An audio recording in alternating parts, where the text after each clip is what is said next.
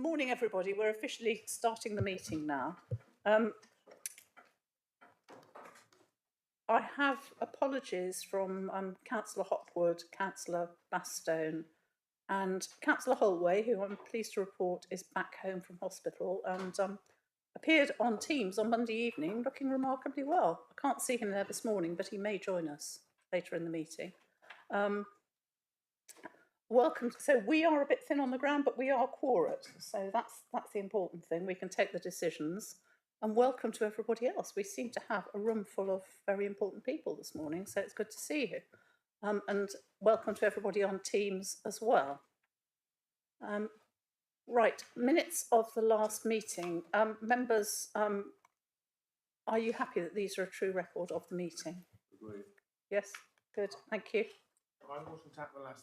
You weren't at the last meeting. I wasn't at the last meeting, so that's. I'm told that's all right. We can approve them. Good. Public question time.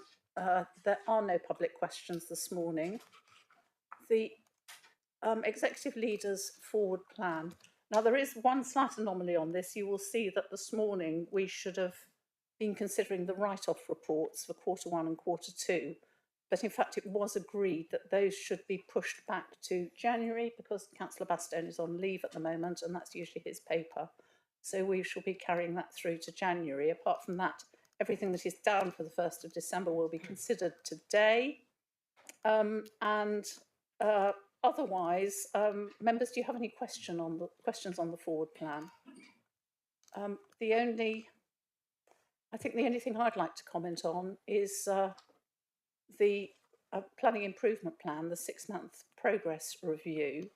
I'd like to see that come forward before the end of this council, please, so that it should come forward either in March or April, because both Mr. Weimer and I agreed that we thought it was probably more than 6 months since we'd had the last report, because neither of us could remember exactly when it was, so that's why we think it's more than 6 months ago.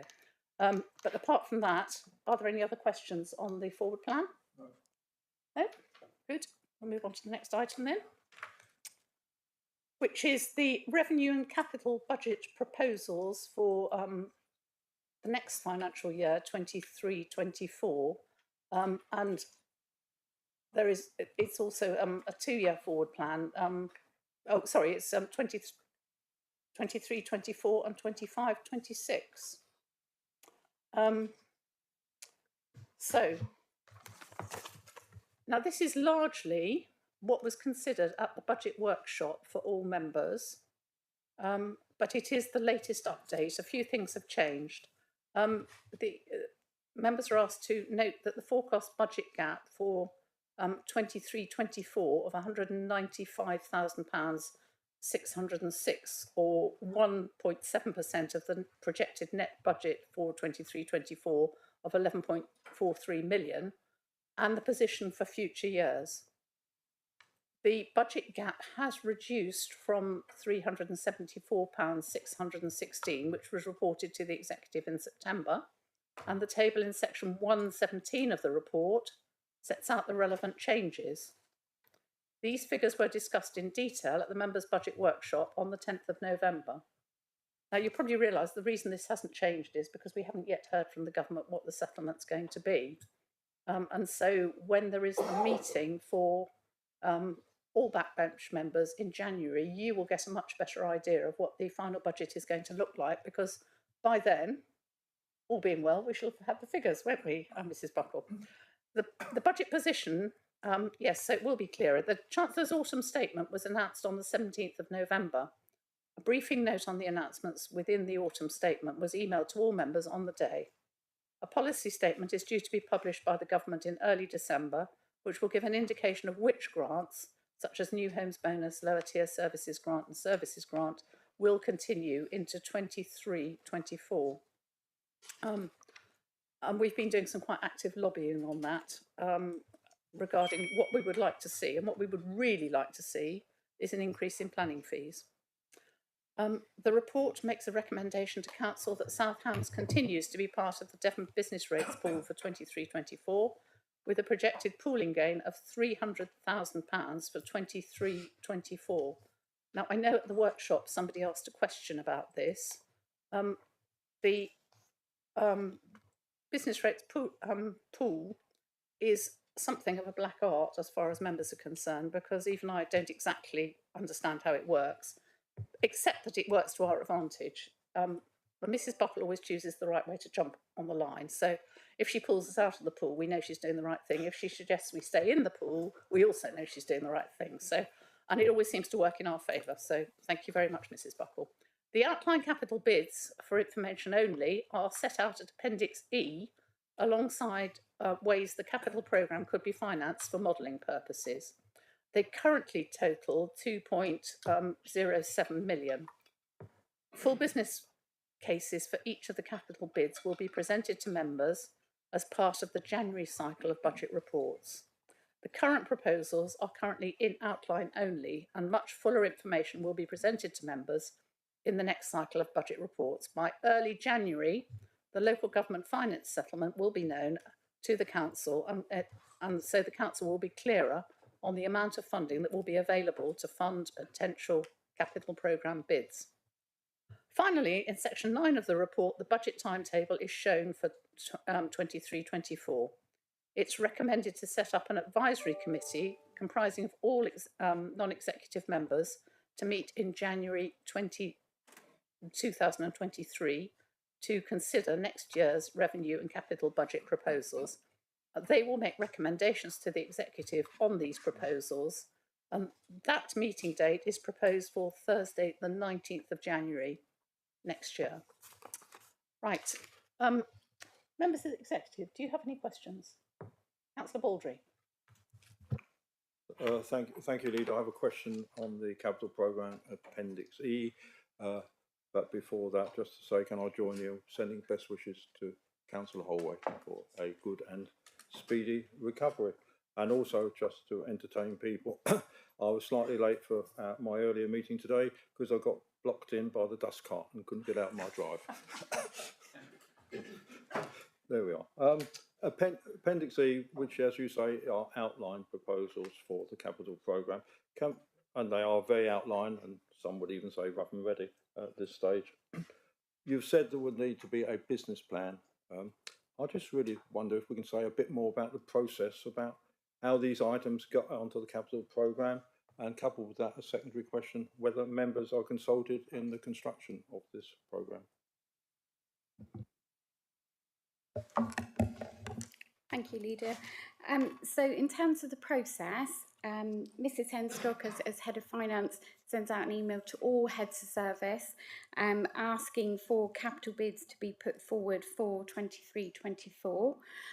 With that, a business case template is sent out. So the Head of Service has to demonstrate what the capital bid is, which financial years it would fall into, how it is proposed to be funded, and what the rationale is for that capital bid. And we put there in Appendix E, you'll see there are priority codes. So those bids are assessed in accordance with those priority codes. So it is things like, is this meeting a health and safety compliance issue? Is it essential in order that we keep operational assets open? How does it fit with the council's delivery plan in terms of better lives for all? Is it a capital bid that would enable us to rationalise service delivery or service improvement? Or is it a capital bid which is an investor save, which is to generate income or to reduce our revenue costs? So those bids do come forward. They're assessed by the Head of Finance and myself. We then put those proposals forward as part of the budget report. We go through those at the budget workshop, but in terms of member involvement, that is more at the stage where those bids have been worked up by heads of service. There is an opportunity now between, obviously these bids won't come forward for final approval until council in February. So if there are bids that members feel are omitted from here or would like to see come forward, there is time between now and February that we can bring those bids forward as well. They were considered as part of the budget workshop. We are going to look at the way that we do that in future years as well. I know the Chief Executive has had a discussion with myself and Mrs Henstock, and we are going to look at the way that that is done in the future, and do that as a sort of bottom-up approach as well. So we will be involving members at a much earlier stage next year, and thinking about the capital bids. The one thing I will say is that obviously a large part of those capital bids we would be proposing to fund from New Homes Bonus. Now it's very difficult because we don't know if we're going to get any New Homes Bonus for 23-24. We do know that the government are intending to issue a policy note sometime in early December. I was hoping we may have had it before this meeting, but unfortunately we haven't. And that will set out what the government intend to do with New Homes Bonus. Because unfortunately it's not like in years gone by where we would have had capital receipts from the sale of land or the sale of a building that we could have put as funding for our capital programme. So really now, if the capital programme can only be funded by New Homes Bonus or revenue reserves, or we do get some government grants like the Better Care funding or disabled facilities grants. Thank you. Thank you, Mrs. Buckle. Can I just add, Mrs. Buckle has made the point I would have made at the end. I think it's a pity at this stage and this process is very much officer driven, and you're saying that for the future, which I welcome, I think members need to be involved at an early stage. So if they got projects that they want to put forward, they need to put them forward with a business plan and say where the money is going to come from. Yeah, Councillor Baldry, I agree with that in principle, but actually none of these items on the list are a great surprise because some of them have been here for some time. Other ones, like the waste fleet replacement and the private sector renewals, are permanent fixtures on this report. The only one that slightly surprised me was the provision of software robots, but then in IT, it's all a surprise to me because I often don't understand what's going on. So, sorry, that's the very one I would like to see a proper business plan for. But I agree with what you're saying, Leader, but that is this list. The list I'm talking about is the one that's not here, which members may have had suggestions they wanted to make. Fair enough. So in that case, could we put out a general SOS to members to bring any ideas they've got to you? But they need to be worked up and fairly detailed, I would have thought, at this stage for you to be able to handle them. But as I say, a lot of these items have been swishing around for some time, and so I was fully expecting them to appear because they haven't actually yet happened and been funded.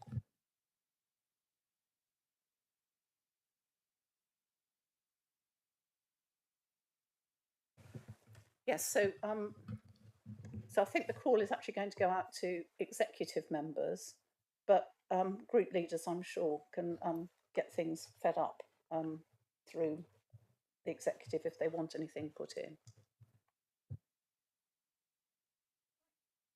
Now, we do have a... Councillor Callaghan's got a hand up as well. Oh, sorry, Councillor Hawkins first, then I'll come to you, Councillor Callaghan. Thank you, Councillor Chairman. Can I just ask, one of the items on 1.17 is the additional audit charge of £75,000. A lot of our residents might be concerned about such a huge figure. Can you explain? I know we have to do it, but can you perhaps just explain so our residents understand why this pressure is there and why we have to do it? And ask a second question. Does she think we get value for money? Can I answer that first, Councillor Hawkins, and then we'll ask Mrs. Buckle to fill in the gaps. I have to say, I think we're all absolutely incandescent about this increase in audit fees, because ever since the new system of audit, the centralised system of audit, which was so called to reduce the audit fees, it's been going from bad to worse. And you will recall a few years ago, we suddenly started getting extra bits of invoice tacked on at the end of the year to increase the fees.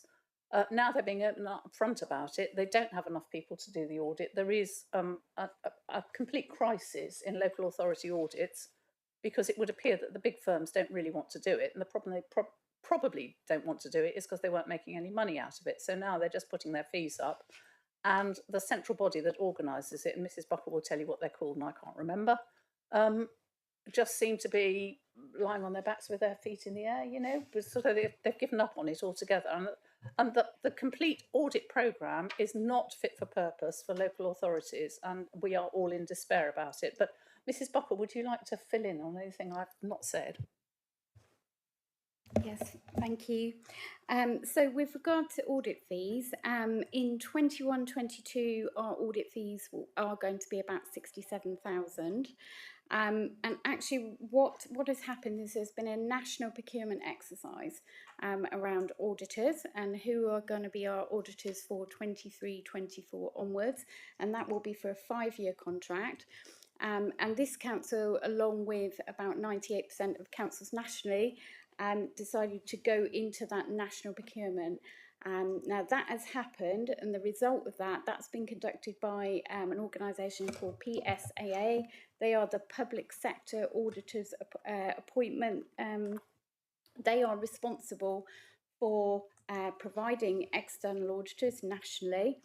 And they have come out very recently and said that audit fees nationally are going to go up 150%.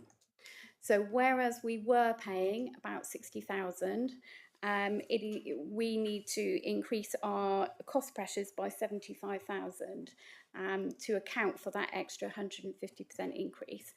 Now, Mrs. Henstock did an analysis for myself of the audit fees paid by the council going as far back as 2011 and 2012, and back then we were paying 109,000 for our audit fees. That gradually came down over time, and that is because of a previous 5-year national procurement. And at that point, one of the large accountancy firms put in a very low bid and won a large part of the audit work nationally.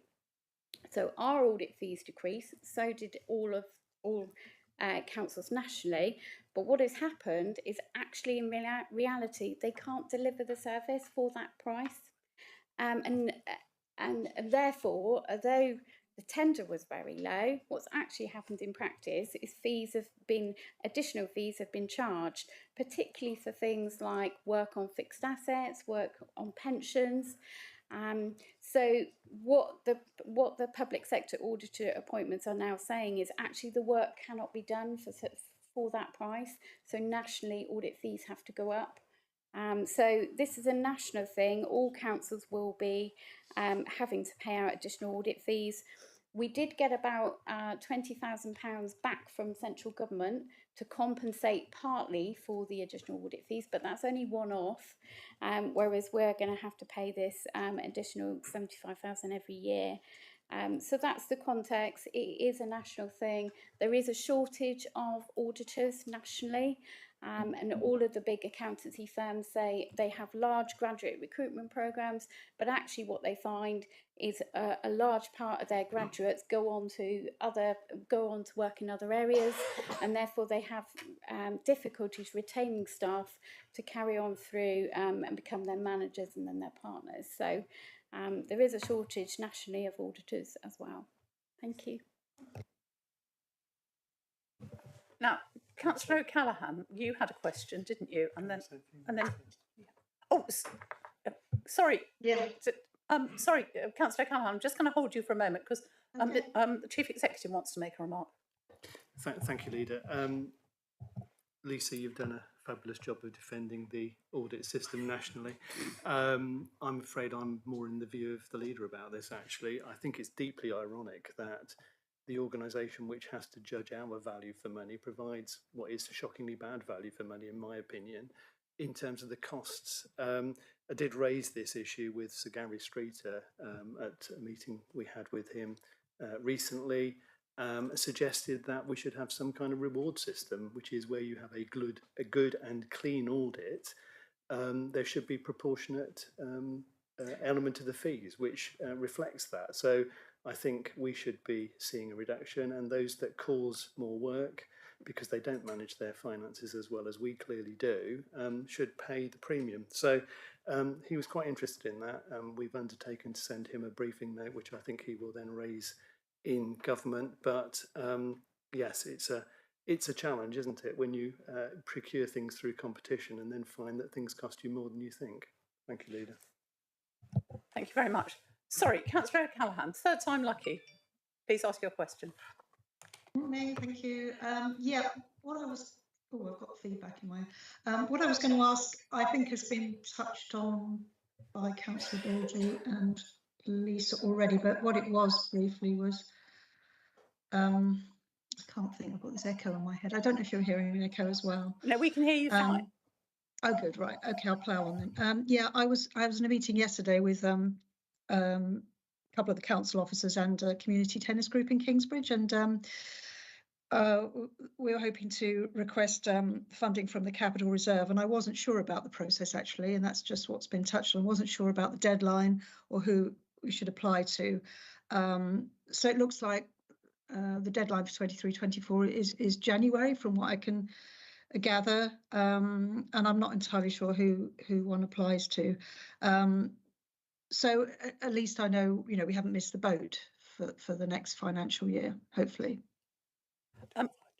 Can I suggest you feed it up through your group leader, Councillor Callaghan, please? Yeah. Okay. Yeah, we haven't missed the deadline though. No, you haven't missed the deadline, but I as wasn't soon sure as about that. as soon as possible would be the best advice on that. Okay. Thank you. Any further questions? I'd just like to make a remark on the. Oh yes, I'm sorry. There's Councillor Thomas. I'm so sorry. Thank you, Councillor Pearce. I just want to ask a question on the recommendations, please, specifically on recommendation 5, because I looked at that and I thought, oh, hooray, another advisory committee. We all love those. And then I looked at my diary and I thought, oh dear, I can't attend that advisory committee because my diary says that afternoon I'm chairing an overview and scrutiny meeting to discuss the 22-23 revenue and capital budget proposals and to make recommendations to the executive. So I'm a little confused as to how I can do that if I'm also attending an advisory committee comprising of all non-executive members to consider the 23-24 revenue and capital budget proposals. Worry not. The Chief Executive will give you a reply. Thank you, Councillor Thomas. You've spotted the failure in our plan, haven't you? Which is to communicate with you as chair of ONS about it. But the intention was to ask you if you would like to chair the all-member meeting to look at the budget. I hope you will agree and be able to do that on that day, and therefore the other meeting won't be necessary. But apologies that that wasn't communicated in advance. Mr. Bates, the purpose of that slightly sixth form debating society pithy question wasn't actually to embarrass you in the slightest. It was possibly more to make the point and to ask the question, why did we change the constitution and do away with an all-member overview and scrutiny and development management meeting in January at which all non-executive members would have a vote, which was proposed in the constitution and which Councillor Birch tried to bring an amendment to reinstate, which was defeated, if we're now going to do this? I don't understand the thinking behind it. That's all. I don't know whether that's for the leader, whether that's for Mr. Fairburn. I don't know who wrote the constitution, but it just seems odd. I can give you a technical reply on that. That in fact, yes, Councillor Birch did ask for a joint overview and scrutiny and development management meeting, but under the new politically balanced arrangements, which should have been there all along, but are there now, that would have left, I think, Councillor O'Callaghan out in the cold because she isn't a member of either of those committees. So the reason for calling it this and bringing it back is, to my mind, that's the reason, because it wouldn't have worked as it was, but it will work like this. I don't know whether Mr. Fairbairn wants to say anything further on that. Probably not, Leader.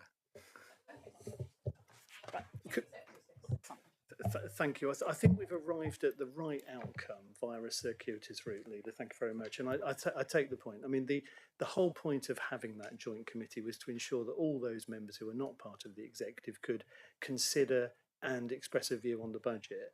And I take your point, Councillor Thomas. The proposal that was put forward by Councillor Birch in relation to the Constitution would have got close to that, but it would have excluded those two other members. And it's really important, I think, that all members have that opportunity. So I hope that by this somewhat circuitous route, we've arrived at the right answer. The meeting takes place, and I do hope you'll be able to chair that committee. Thank you.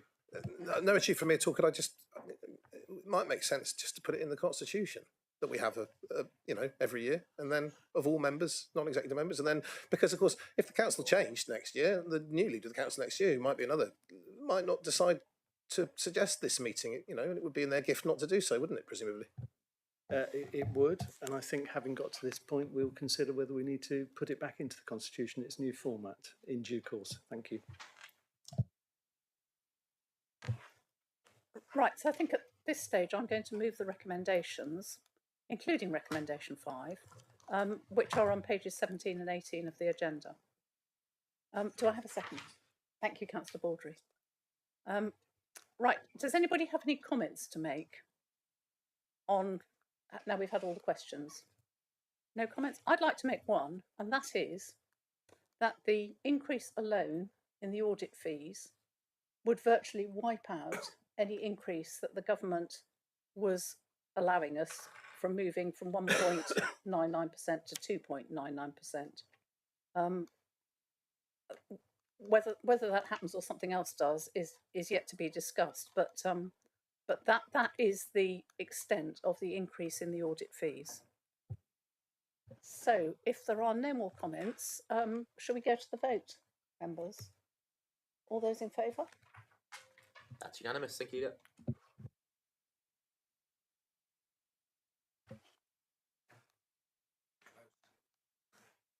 Right, so the next report, item number 8 on the agenda, is the Better Lives for All Q2 Integrated Performance Management Report.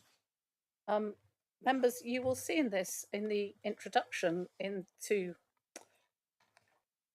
at Appendix A, that the cost of living crisis and the capital bids for the Lee Mill interchange and various other capital bids are mentioned, and also that the waste and recycling services come back into house. Now, this is a living document, and so things like this, it's quite in order for things like this to be referred to. And I think definitely the cost of living impacts will become a major item in this. We are being a bit held up with the capital bids that we've made to government because they're not telling anybody who's got the bids. So it's not just us. I think we're all waiting on that, and it's a bit frustrating because we've also got bids in for the UK SBF. That's the I can never remember what it. UK Shared Prosperity Fund. UK SPF, UK Shared Prosperity Fund, and the Rural Prosperity Fund, which is its partner. The UK SPF is a revenue-only bid fund, and the Rural Prosperity Fund is a capital bid fund. But actually, what we bid for on the first one aligns very well with what we bid for on the second one. And so, unlike some councils, we won't have any problems should we get the money, but it would be nice to hear. And I know it's a general rumbling around councils that I think the UK Shared Prosperity Fund, most of the revenue had to be spent by next March. Well, obviously that's not going to be possible now. So the government is going to have to do something to extend that time period. But we are not the only council awaiting news on that. I won't go into that in any more detail. If anybody wants to ask any questions, Mr. Brooks here, and I'm sure can answer them. And other than that, there is only really one action which is slightly, there are a couple that are slightly delayed, and I think there's only one that is at risk at the moment, but it isn't, no, in fact it isn't. There are a couple that are slightly delayed, and I know one of those is to do with the harbour at Salcombe. There is delay on building the new workshop there. And there is some delay in supporting the AONB management plan's objective about water quality, and that's BN 1.3. But other than that, this report is going along. The corporate plan is moving along quite well, and you will see in section 1 in the KPI performances that most of that is all right. Apart from the proportion of complaints responded to on time and the number of planning enforcement cases outstanding. But I think the latter we're fairly used to. We shouldn't be, but we are at the moment. And the number of customers reporting a positive satisfaction with the process when they've been through it is a bit neutral at the moment. But I think we should be able to up that with the new forms the new online forms we've got. So hopefully that one should resolve itself, at least to some extent. Now, members, have you got any questions on this? No? Yes, Councillor Birch. Thank you. Page 54 of the report, which is presumably the introduction and index. Yeah. Yep. On the right-hand side, there's a nice little picture there, and it says, and I quote, "In July, we took steps to support the visitor economy in South Hams, agreeing via a competitive process a long-term lease for the Caravan Club at Steamer Quay, Totnes, who propose a £1 million investment to enable them to stay open all year round." I have two questions. First question is, the Caravan Club submitted an application to improve the site, which incorporated their £1 million investment in the hope that they could have the new site opened in spring. It was submitted in August and has yet to be registered by the planning department. So could Mr. Brooke please inform us the reason for the delay in dealing with that? That's number one. And number two, I understand that the lease has not been resolved. The terms of the lease have not been resolved. My understanding is that an outside firm of solicitors have been acted to act on behalf of the council, and yet there's nothing being concluded. So could Mr. Brooke explain why are the delays which threaten the opening of the new site next spring? Thank you. Ms. Brooke. Thank you, Leader. Thank you, Councillor Birch. You raised this planning query with me yesterday, Councillor Birch, and I have made steps to investigate this for you. But it was only yesterday, so I don't have the answer on that point, but I will get it to you, and I'm sure anyone else that's interested in it. I'm pretty certain there'll be a procedural reason why why, but I will get that full information.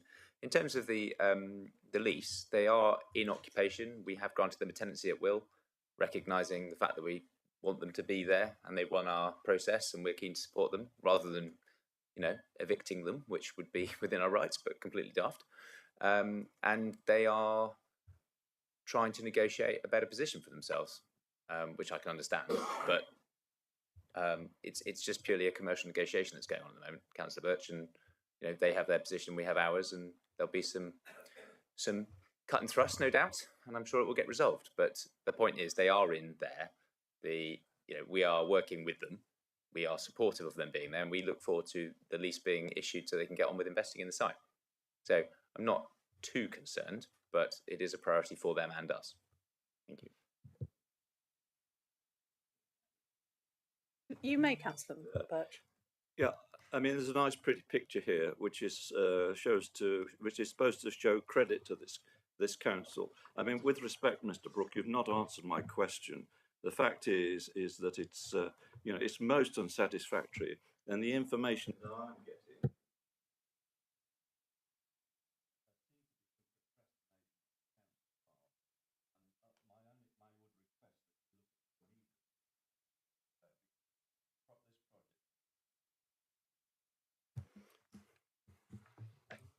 Yeah, Councillor Brazil. Yeah, thank you. Just a quick question about supporting towns and businesses, and they're slightly off track, and it's got T16. There have been delays in commencing sport. Recruitment of an officer is now underway. I seem to remember some time back that there was I remember it because there was a disagreement between members of our group about employing a town centre person. I seem to remember. So could someone just fill me in? I mean, did that ever happen? What did they do? And what are we doing to bring this back on track as soon as possible? Because the cost of living crisis is desperate for some individuals, but the recession is badly affecting our retail centres, our town centres, and we need to give them as much support as possible as soon as possible. Thank you. Mr. Brooke. Thank you, Leader. Thank you, Councillor Brazil. So we have, the debate was around recruiting and building our economic development team, which we have done. And their work is absolutely centred and focused on the corporate strategy, which this council has approved a funded version of. And if we look down through the economy sector of the section of that, you can see that there are numerous actions that get reported on through through ONS and to this committee, most of which are on track and are centred on supporting the towns. And I think we've got a really strong track record of delivery there, which can be scrutinised through ONS as it is on a regular basis. The one area, the last thematic update, I think we recognised that the town plan specific part, that action was behind, and I think it was amber or red. I think it was amber because there was a track to bring it back in line. That is the area that we haven't done and we need to do, and I think there is still support from this council to do, but that's a sort of liaison, discussion, facilitation role. So it's something we haven't done that we would like to do with those town councils that are interested in doing it, and it's about helping them understand what good looks like from their perspective so that we can incorporate that into our future thinking rather than for us to mandate. We have a vacancy currently we're carrying within the economic development team, within the place team, and it's that vacancy funding that we're looking to use to bring in an interim resource to actually start doing that discussion with those that want to do it. So you're absolutely right. We haven't done that. There's lots of things we have done, and I hope that if we can fill that post on a temporary basis, we can actually start those conversations. I hope that answers your question. Do you want to come back? Yeah, well, actually, I didn't want to come back on that particular one. I mean, I've heard the answer. Well, it's a different question, is it? It's a different question, yeah. It's You may ask a different question. A different question, and that is about the planning KPI in section 4. That I would, well, I'm not going to hesitate. I'm going to say that I think that those are a work of fiction. The responses I get back from agents and applicants is that they are desperately disappointed that their applications are not being dealt with in a timely manner. And for us to have a smiley face is quite extraordinary. So I think that it's either how we measure them or something's desperately wrong there, because I can assure you, if you go out to the public, and it's not everyone, but they will tell you that they find our planning department incredibly frustrating at the moment. Councillor Brazil, are you on page 67 of the report? Yes, I am. Right, okay. So you will see that the KPI description is the processing of major planning applications determined in time. Now, these are, I think that is straight in time, and we are meeting the target bar one. Now, there was a green smiley face there, and I asked for it to be a green face with a neutral mouth, because actually we're not quite up to the target, but we very nearly are.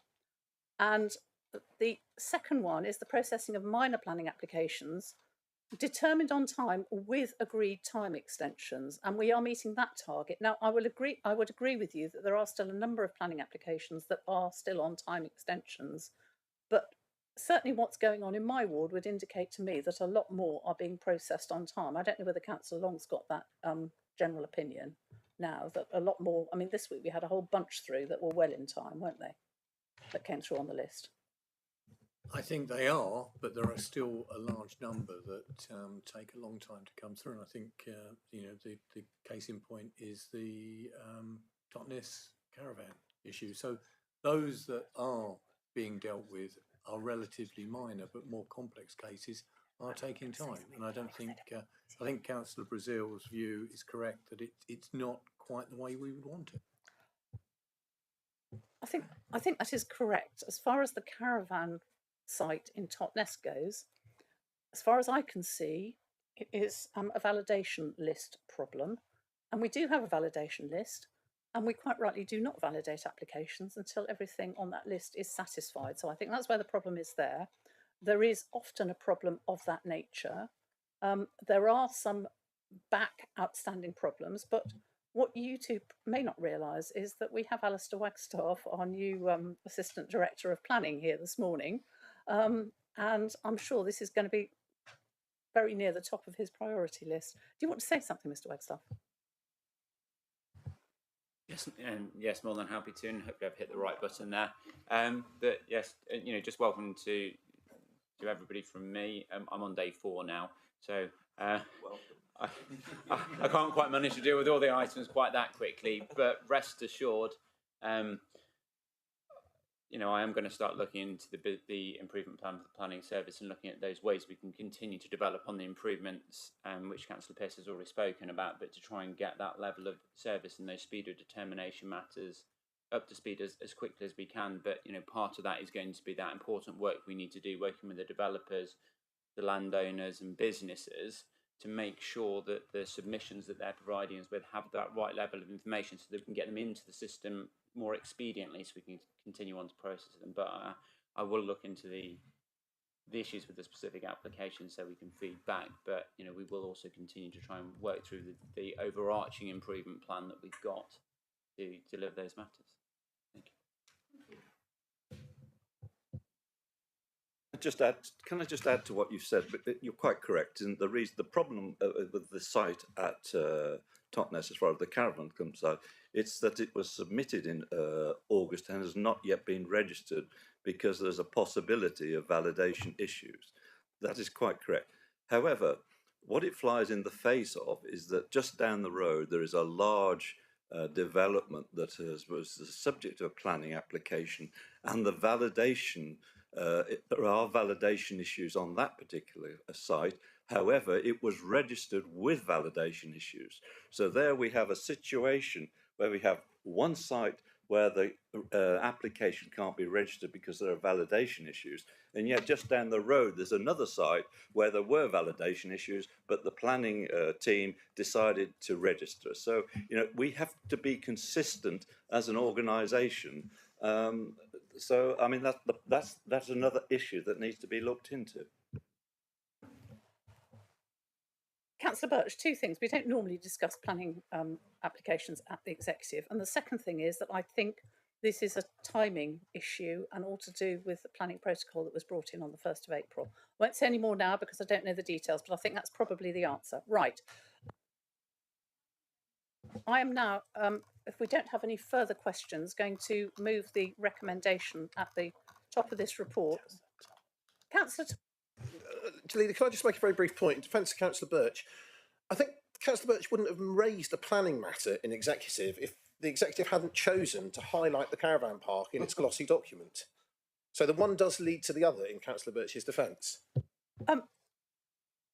I would agree with that, and I didn't choose the photograph that went in. So, in my defence, this is Mr. Hawke puts this document together very well.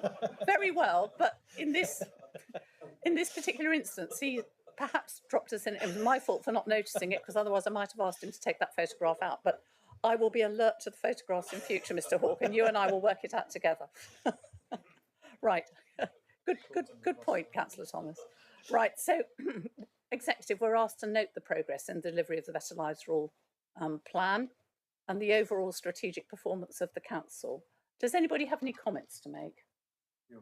Because if not, we will move straight to the vote on that. I have moved the recommendation. Are you going to second it for me? Sorry. Right, it's only to note the progress of the delivery of the plan.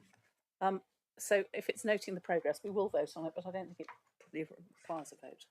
That's 2 in favour, thank you. Oh, that's no, unanimous. I think it's all 3. I think it's all 3. That's unanimous, thank you. Right. Item 10 on the agenda is the cost of living crisis and the plans for the household support allocation. Now, in Councillor Hopwood's absence, Councillor Hawkins is going to take this item. Oh, sorry, item 9, customer access strategy. That's my fault. Yeah, it's me dropping the ball. Customer access strategy. Again, we haven't got Councillor Hopwood here, but I'm going to take this one. So, as a council, we've always said that we will make it easier for everyone to contact the council in the easiest way and the most efficient way for the customer to get what they require. So using technology, we intend to make it easier to interact online 24 hours a day, 7 days a week, to make life easy for our residents. But we recognise that not everyone is online, but by improving online services and encouraging those who can use them to use them, we free up capacity to deal with those who still need to phone us.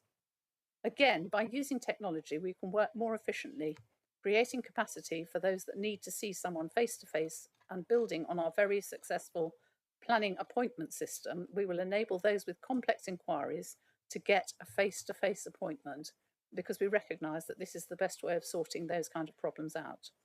We are now relaunching our localities team visiting service from this week for those residents that we can't effectively deal with. If we can't effectively deal with their inquiry, we will arrange to visit them. And I think there are a number of people who, for whatever reason, are housebound or wouldn't find it easy to come into Follerton House. So this is a welcome restarting of that service. Officers have already begun making improvements as outlined in section 4 of the report, and Appendix A shows that the performance on call answering is improving and wait times are reducing, but there is still a huge amount to do, and we need to deliver significant further improvements, particularly in the context of the cost of living crisis. Members do need to recognise that it's simply not cost effective to resource to a level so that every call is answered immediately, but by using the technology and working across the organisation, we can continue to improve. Members, I'll go for questions first. Executive Member, Councillor Hawkins. Thank you, Leader. This is obviously very, very important.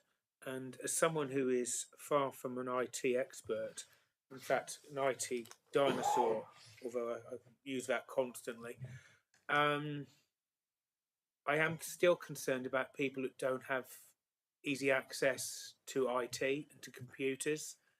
There are people who still have no idea what a computer is, and I volunteer at a local food bank, and we've had an officer there from South Hams and Devon County attending regularly, and she's done a huge amount of work there by just literally talking and communicating with people in the room, and has helped them access reductions in council tax, etc., and all sorts of different benefits. So I really am concerned about those people who really need help and don't understand how to get it. And that would be me to a certain extent. And identifying those people is really important, and actually getting the message out to them. Maybe I've wandered off, but I think that's really important, because if I phone a council, and I don't phone South Hams very often, obviously, because I don't need to, but I've got two other areas where I do need to phone them, and it does really irritate me if I can't get hold of them, and I just don't have the email addresses. So, but it's actually getting to those people that are really vulnerable. Yeah, well, two things, Councillor Hawkins. I think the whole point of this is to get as many people off the phone as possible, so that the people who do have to phone get through more easily. That's the first point. The second point is that I think that most people have a mobile phone these days. Even people who are struggling and homeless have mobile phones.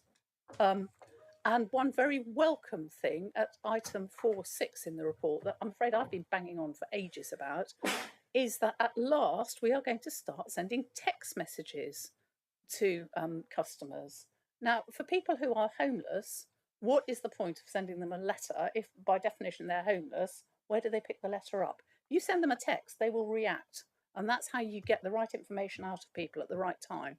So that is a very welcome development. And I'm really happy about that, because I think the people you're talking about, who may not know where the information is and all the rest of it, are the very sort of people who will either phone, or the younger generation will be using text messages. So I think we are doing everything we can. And I think all councils have this problem.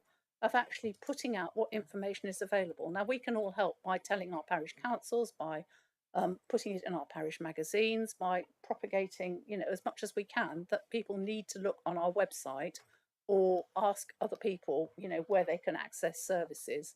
But I don't know what else we can do to get the information out there. That's so I take what you're saying. Does anybody want to add anything to that? Jim, do you want to come in on there? Well, I'd like to add that I think members are going to be key to this, because the way that the visiting service is going to work is you have to contact customer services. So there are a cohort of people hard of hearing that will struggle to do that. So members are going to be key in identifying these people if people are coming to them for help, and they can work on behalf of the customer and request a home visit. So ring the priority counsellor line, talk to customer services, and they can get those things booked in so that we can go around and help. And the other thing as well is that if we do home visits, if people are high in need, we can pick up other things as well. So there'll be training for from the environmental health side of things to look at whether they're in fuel poverty, whether there's any additional help that we can do that you can do in a face-to-face setting that you can't do over the phone or online.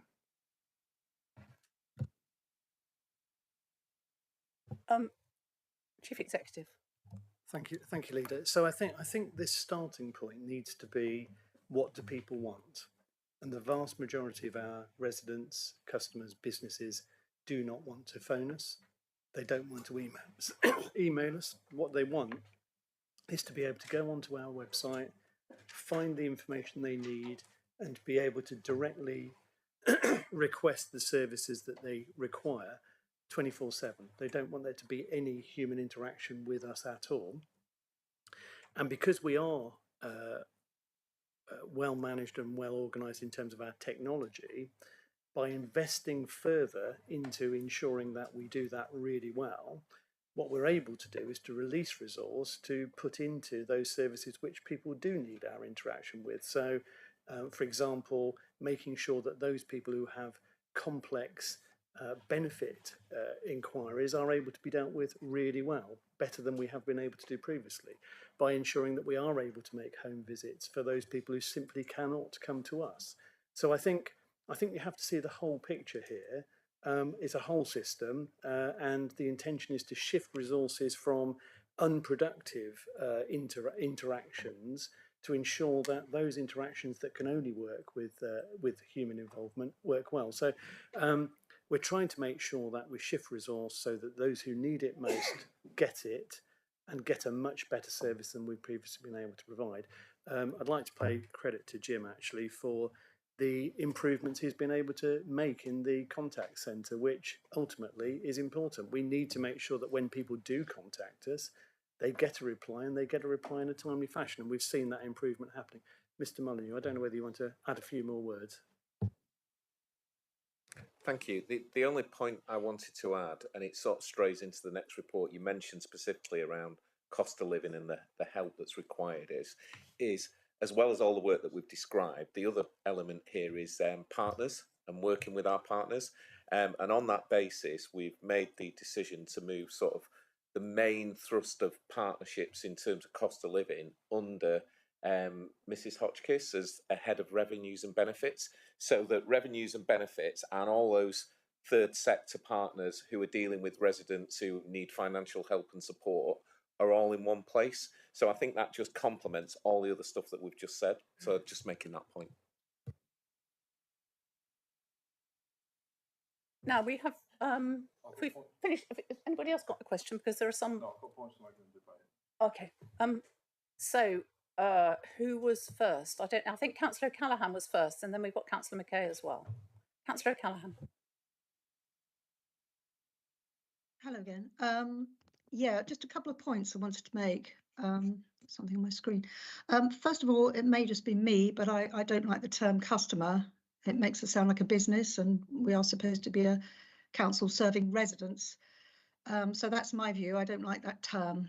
It sort of smacks of corporatism, but maybe that's just me. One of the other things was we were told that people don't want to phone. They don't want human contact, but I don't think that's true. I think we have to get the balance right and not just be forcing people onto online communications before perhaps they're all ready. And for example, if people can't find what they want online, and it's not always that easy to find exactly what you want, or it doesn't give you quite enough information, you need to be able to be sure that you can then do a phone call and get reasonable access by phone to people to explain your particular issue.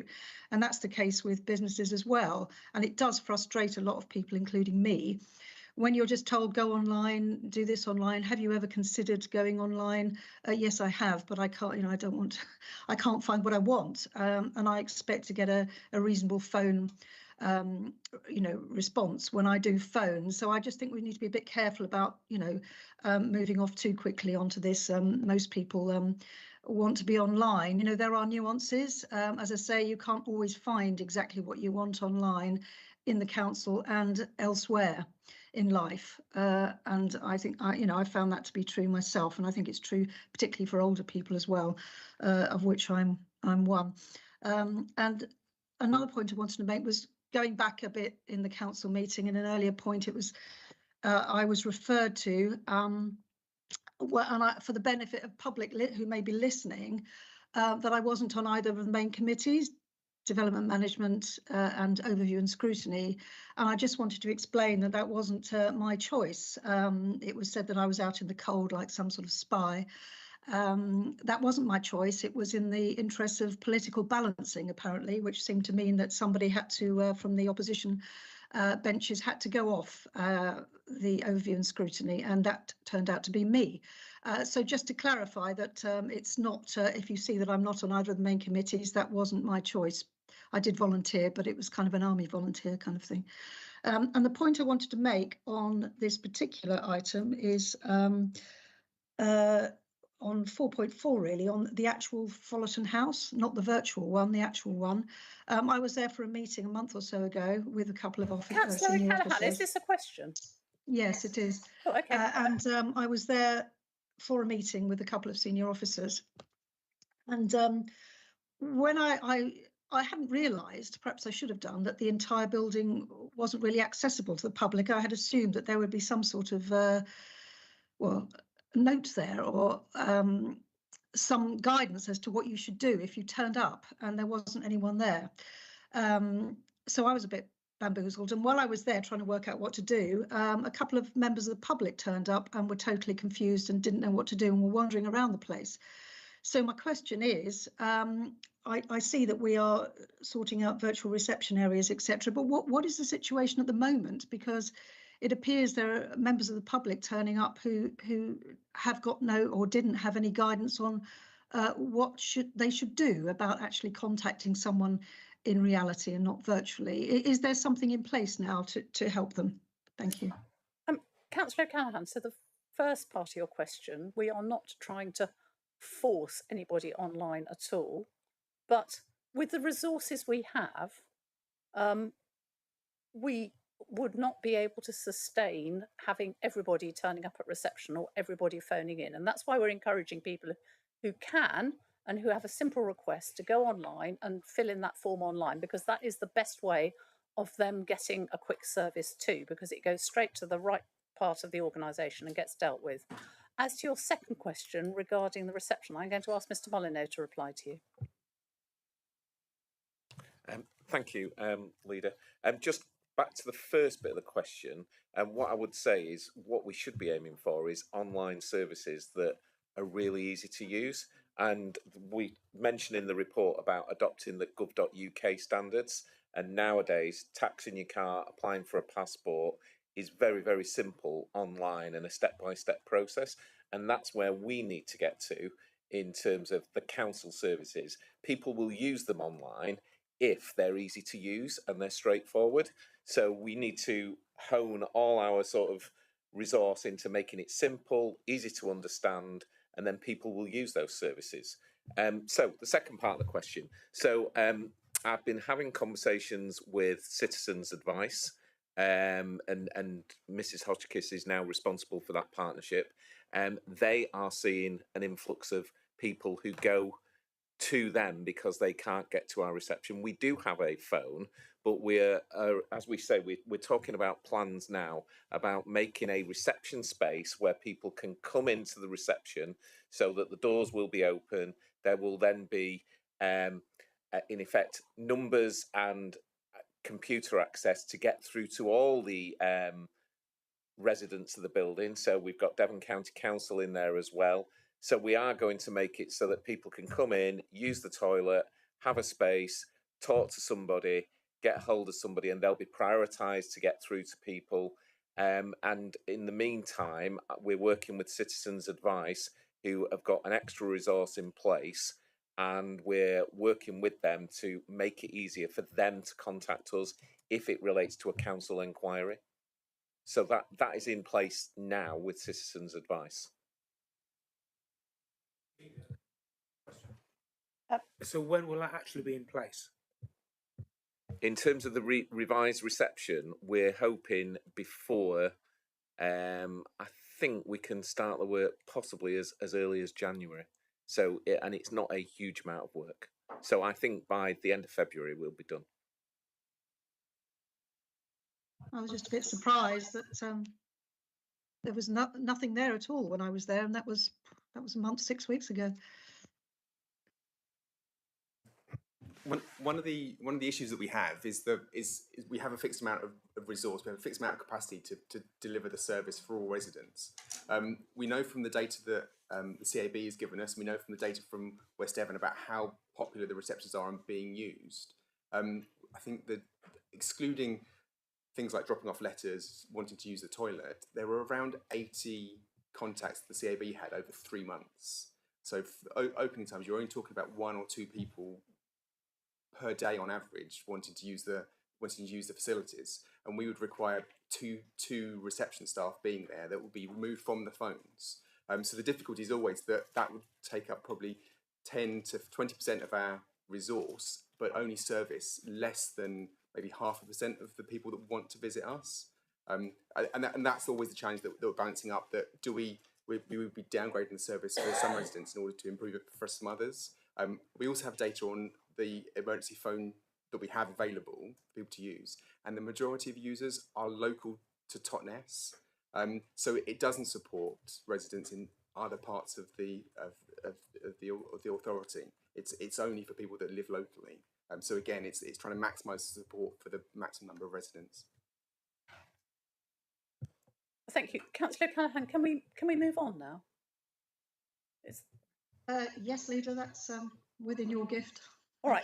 Thank you very much, Councillor McKay. Sorry.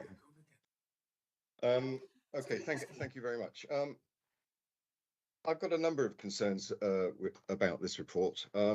The idea of digital first, I haven't got a problem Councillor with that. McKay, is this a question? It will be a question when I'm allowed to finish my sentence, please. Okay. I mean, come on, come on. Right. One of my questions is, and I've got quite a few, is about have you actually asked anybody? Have you consulted with residents about this? I mean, we are meant to be providing a service to residents. It's them that's paying for this.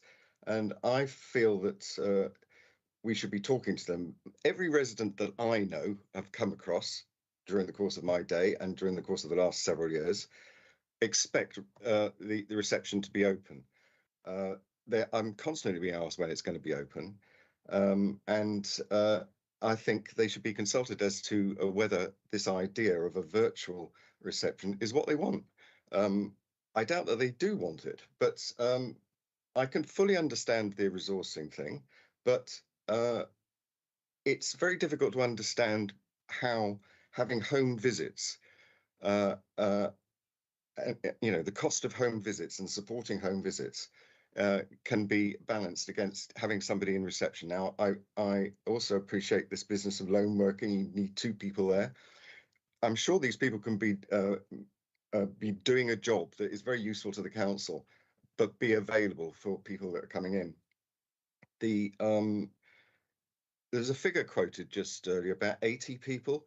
That is not the case. The figure that I've been given by Citizens Advice is that they've had 138 people needing assistance that they've had to deal with due to reception being closed, and that obviously not including those people that don't ultimately turn to Citizens Advice for help. So the figure is going to be much larger than that.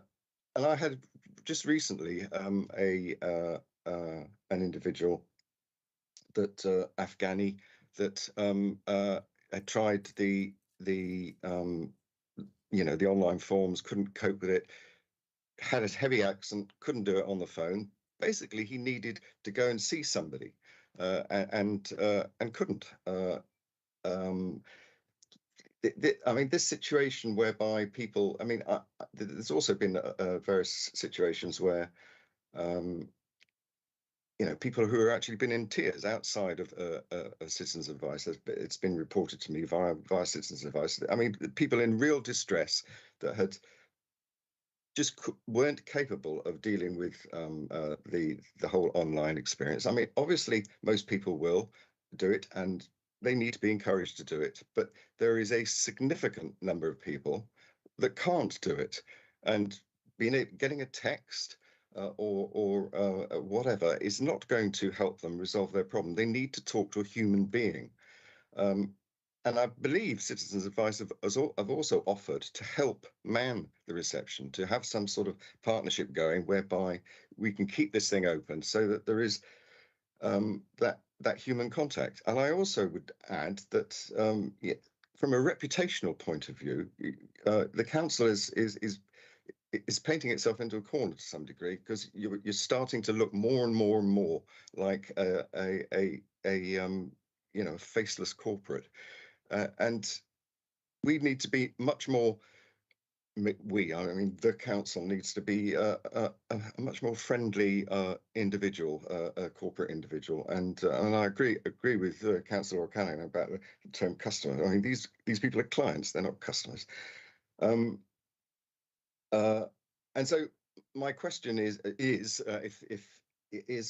why do we need to do this, really? I mean, I understand in the end it all comes back to cost. Really, that's the fundamental thing.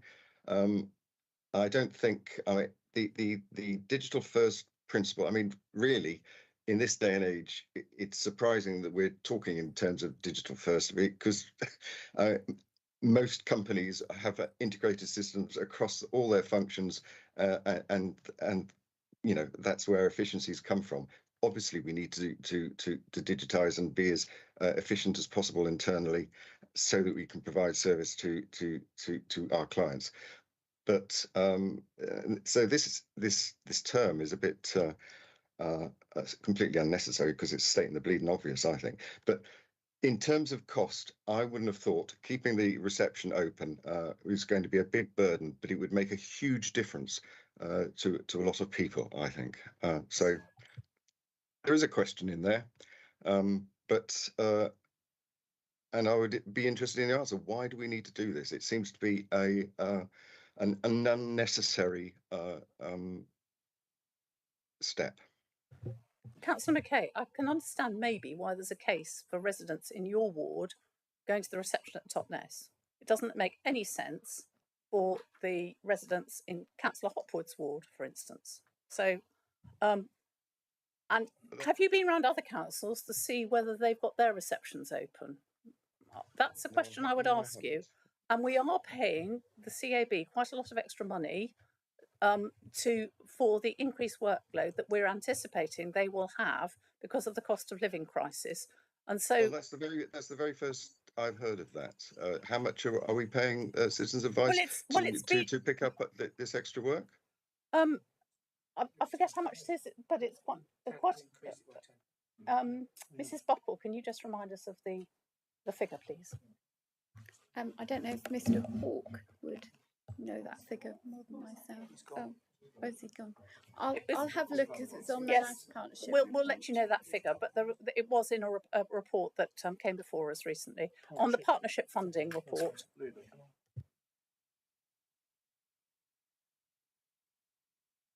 Well, you haven't this, really it isn't answered- the you debate. haven't This is really answered my questions. It's question. meant to be questions. But Well, there was a question there, which well, you yes, after attempted about to 10 answer, but minutes. Can I? I don't think the answer is adequate. As I said, there's 138 individuals since August that have, and that's just those that turn to Citizens Advice. You could probably double that number that actually turned up at Fullerton House. Now, they won't all have come from Totnes. I don't know where you get these figures from to say that they 90% come from Totnes. You're just making an assumption there. I think they probably come from all over. People do actually get on a bus and travel to Totnes because we get them at Citizens Councillor Advice. McKay, I think we've heard enough. Can I just pass over now to Councillor Baldry, who wants to I was say going to make something? these points in the debate, but we're going to get into the debate anyway. I agree with Mr. Davis. I do not understand why anyone would come to Fullerton. Very few people would come to Fullerton House from, say, the western end of the Southampton, and why anyone at all would come to Fullerton House without first making an appointment. It's quite easy if you want to talk to a planning officer. Or Well, if you clearly don't understand the lies people lead. No, because I will say to you, Councillor McKay, getting here by bus once a week from where I live, because the bus only operates once a week, is impossible. People will use the internet or get on the phone, and if necessary, and what I greatly welcome in this report is the fact of the home visits. It's easy for people who live in semi-urban areas. You just walk down the road and you get on a bus. If you live in Newton Ferrers or Yampton, there is no such thing as a bus that would get you to Fullerton House. It doesn't exist. I've got other points to make in the debate, leader, but that's it.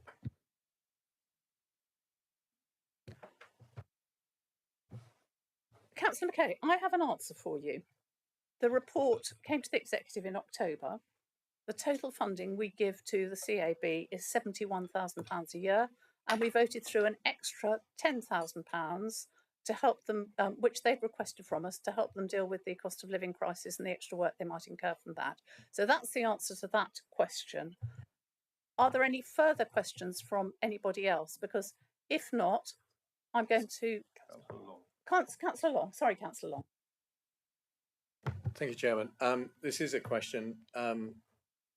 We're looking at all of this, and as you know from the Marlborough Parish Council last night, there was the question about residents and those contacting us who have, for access, who are hard of hearing and deaf. And I don't see anything specific in this report that addresses that, because there was the question raised that a number of deaf people use video conferencing for contact and things like that. We're talking about technology, and I'd like some sort of specific sort of points here within this report to confirm that, you know, those contacting us who are hard of hearing and those particularly who are deaf, that we are looking at all of the possible new technology that's going to be able to assist that contact to the point of even video conferencing. Obviously, the point about visits will be useful for people like that, but I'd like some clarification that those who are hard of hearing and deaf was specifically looked at when preparing this.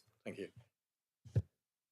So our telephony system at the moment, our telephony system can only handle voice calls. That's the way that it's set up. So the way the queuing system works, it can only handle those calls. If we go ahead with the virtual reception concept, then the way around that problem for us will be that we will have a dedicated line similar to the councillor's priority line that will be answered more quickly. And then once they're in reception, then they can be called back by the customer service staff, and then they can use normal video calling. So basically bringing it outside of the queuing system. So yes, we have come up with a solution to solve that problem, and that again can be resolved on a case by case basis from people work from home as well. So we can use that same solution. So sorry, you're talking obviously the reception, but I'm thinking also of those hard of hearing and deaf contacting us as a facility within our contact. You know, the ability that they can actually talk to somebody, perhaps video conferencing and lip read. Have we really looked at the facilities that are out there that the deaf are using that we can incorporate in our contact systems as well? Yes. So all of our staff have Teams log on, so they can make those video calls. They have to take themselves out of our call queue in order to do that. But we don't advertise it as a service. It's something we can look into. Mr. Molyneux, would you like to add? I think Mr. Molyneux would like to come in on that. So Councillor Long, I've asked the same query of our current contact centre software providers as to when will they be able to deal with video calls. I could say, well, you can do a video call via WhatsApp, and I'll then be told, well, yeah, but not everybody's online and this, that, and the other. So it's finding the right balance, but it's a complex area to be able to be all things to all people, and we're doing our best to try and be as many things to as many people as we possibly can. But there will always be, I think, somebody that is outside of that area. But we're doing everything to try and the whole principle of this report is to try and be as broad as we possibly can be in terms of making us more accessible to as many people as we possibly can be, and that's our ambition. Thank you. But as long as we can keep this sort of keep it uprated and bring it forward, because there is a lot of technology out there which does assist the deaf, and I think we'd be falling short of our residents if we don't take that up. Thank you. Thank you, Councillor Long. I was actually going to bring that up at the end of the questions, but you got in before me, so because it was a subject brought up at a parish council meeting we were at last night. And I think it's very valid. So I think the important thing with that kind of system, that if it is available, that members know how it's available so that we can help our residents. And yes, I prefer to call them residents, but I think it's the DWP that calls them customers, and it seems to have infiltrated the whole of the council structure. And it's not particularly at South Hams, it's everywhere that they're called customers now. And I agree that I'd much rather they were called residents. That's what they are to us as members, but to the DWP, they're customers. Right, okay, so I think that does away with all the questions. Explaining it to me, but it's still got a lot of technical stuff and a lot of jargon, which an old geezer like me struggles with. So. Yeah, I think will be exceptional. I can't imagine how somebody from Walwell or even Wembury or Brixton will be able to just drop in and hope there's someone sitting there. And the home visit aspect of this, I think, is a tremendous breakthrough, and I congratulate those who have devised the scheme. It is a good paper in that respect, and also in the question of improvement, and I support the paper. Thank you, Councillor Baldry. I'll let you into a secret at this point. Whilst reading this paper, I discovered a tool on Microsoft Word on the homepage that is called Editor. It's up on the right-hand side of the toolbar, and it marks your homework if you go into it. Now, I am assured by Mr. Molyneux, who had a hand in writing this report, that he not only scored this report, but some of the other reports too, and he got the highest score. So because I had the same problem as Councillor Baldry, but to be fair, we didn't check. But the bot in our laptop tells us that it is a clear report after all. So I'm not going to argue with the editor on Microsoft Word. Councillor, Mr. Molyneux. I'm not going to comment on that your last comments, Leader. I just want to go back to Councillor Baldry, and actually it goes back to what Councillor McKay said. Yes, a lot of this is stating the obvious, and actually that's exactly what we should be doing. This is what we're aiming to achieve. We've always been aiming to achieve it, and we're getting better at it slowly, not as fast as we would like. The bit about the visiting service. So one of the things that we've been doing is we've been training the officers. The people who we're likely to go out and visit are probably our most vulnerable customers. We're training officers in things like they've had some training this week from the private sector housing team in terms of looking for things like damp, insulation, stuff like that. So when we do go out and visit these people, we can actually go out and address their concerns, but also try and see if there's any other way the council can assist them. And that is, going back to some of the earlier sort of comments from members, I think improving the council's image going forward. If we can help people more than they expected, that's what we would want the experience to be from customers contacting our council. So that was the only thing I wanted to add. Thank you. Councillor Birch.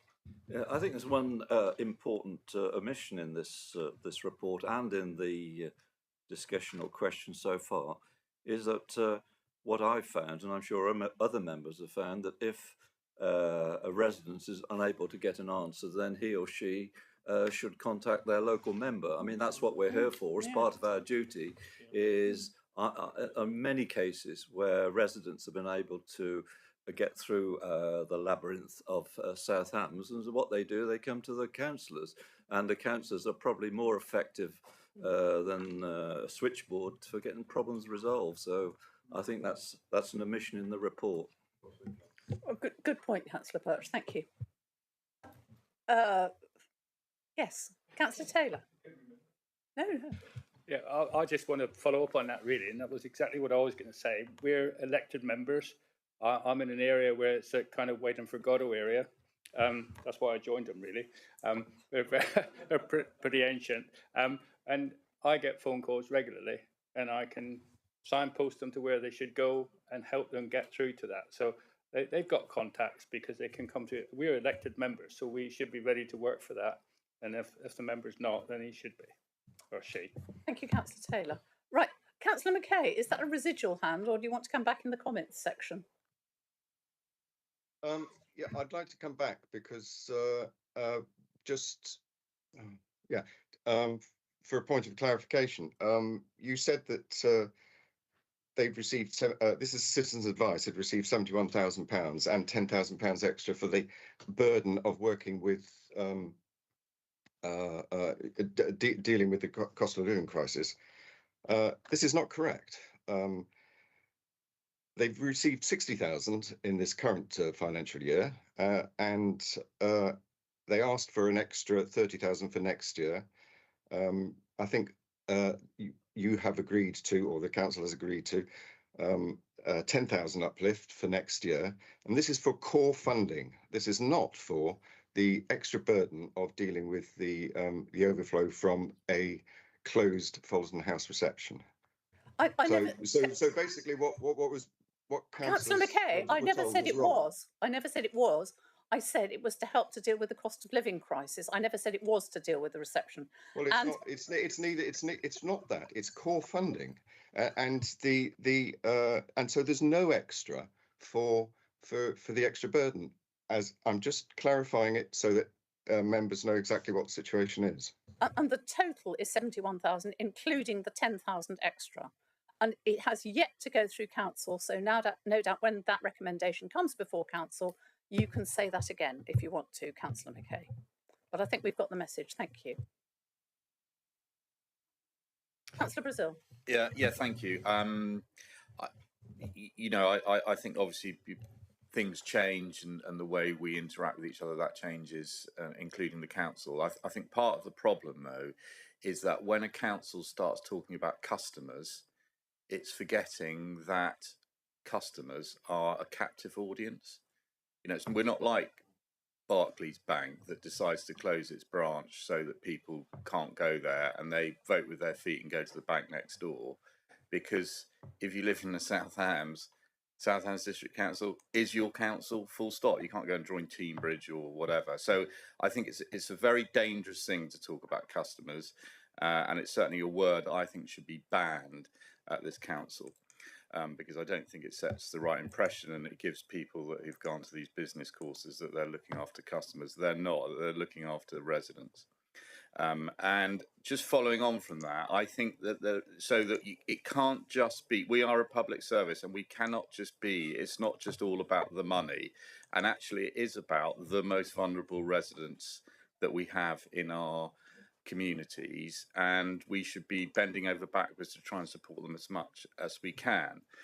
And so I think that it's wrong to say, well, we're going to get rid of reception, full stop. And I would hope that we can work in partnership with particularly the town councils, which have offices which are manned. I mean, in Kingsbridge, I know that it's open in the mornings.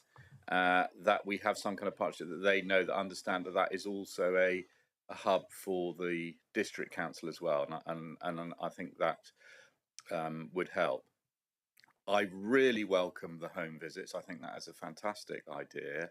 I presume that will be delivered through our neighbourhood officers, locality officers. I think that they have been I think they've been a great innovation, and I would like to see that whole thing expanded.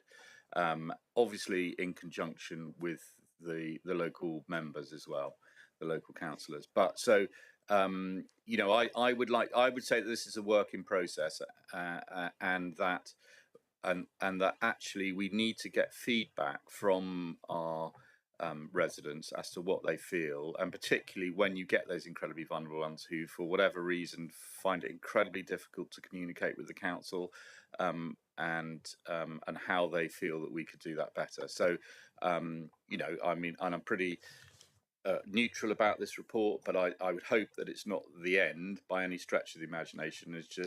But it's just the beginning of a process. Thank you.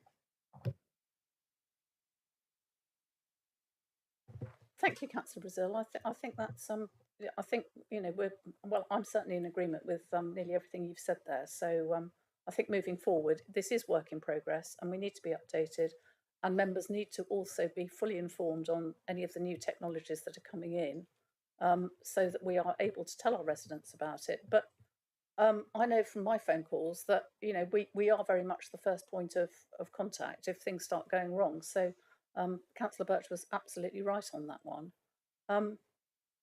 Now, any further comments? I can't see any further hands going up, so I think we'll take the vote on this one. Members, are you happy with the recommendation? That's unanimous. Thank you, Leader. Thank you very much. Right, so after a bit of hiatus there, we are now on the cost of living crisis. And Councillor Hawkins, it is your turn this time. Thank you, Leader.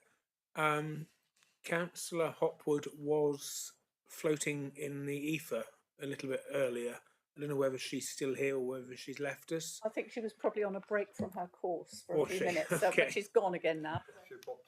Because I wouldn't want to obviously take over from her if she was here. I wouldn't dare. I simply wouldn't dare. Because I know what I would say would upset her in some form. Following on from the debate which we've just had,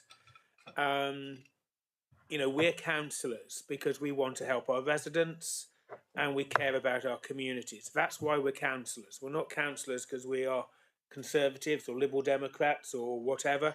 We care about our communities. And that is why we're all here, and that is why we do our job to the best of our abilities. We obviously went through the austerity of the early 2010s.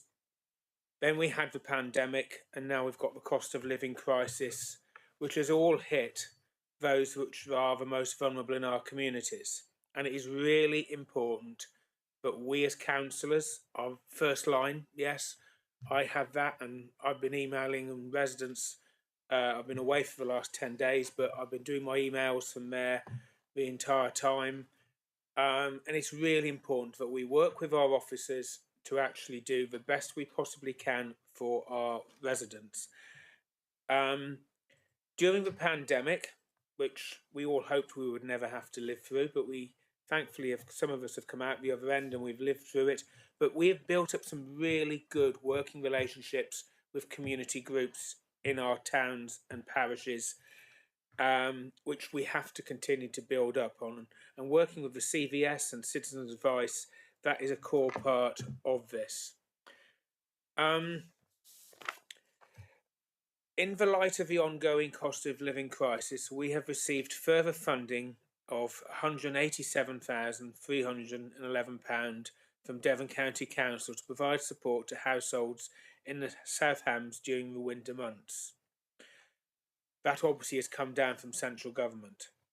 We are particularly keen to help households who may not be eligible for other support the government has made available.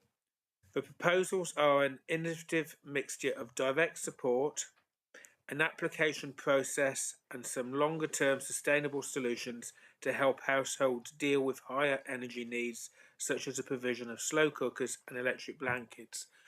We are all having problems with our increased electrical gas charges, but we have to make certain those that need our help, we are there to provide it, and we can provide it quickly and efficiently so that we can reassure them that South Hams Council is there to help them when they need it. The fund needs to be spent by the 31st of March 2023, and this council has got an excellent record of providing those grants which were provided by central government. We've provided those grants out to our residents quickly and efficiently, and this I'm sure will be the same case.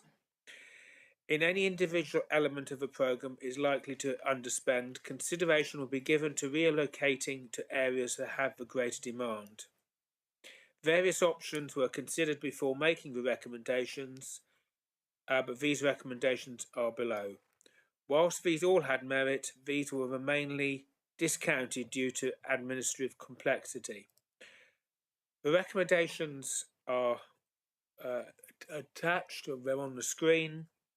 I'm assuming as soon as this executive hopefully agrees this, because this says that these grants are available from the 1st of December, I'm assuming they will be active from the next 10-20 minutes. That's what I'm assuming. And now I'll just finish on that, and we've obviously got our officer here to help and support. Thank you. Thank you very much, Councillor Hawkins. Mrs Hodgkiss, would you like to make any comments before we go any further? Because I think it might be useful on this report. I mean, we obviously won't be doing it in the next 10 to 20 minutes, but we appreciate that, you know, that there is a real need. So we are pretty much good to go, and we'll start to, assuming executive agrees, obviously, to the recommendations, we will start to deliver on our suggestions as soon as absolutely possible. Thank you very much. Any questions, anybody, on this? I'm disappointed. I thought Jenny was sitting there with a finger poised. The minute all our hands, all three of our hands went up. That's what I was expecting. And it all be activated.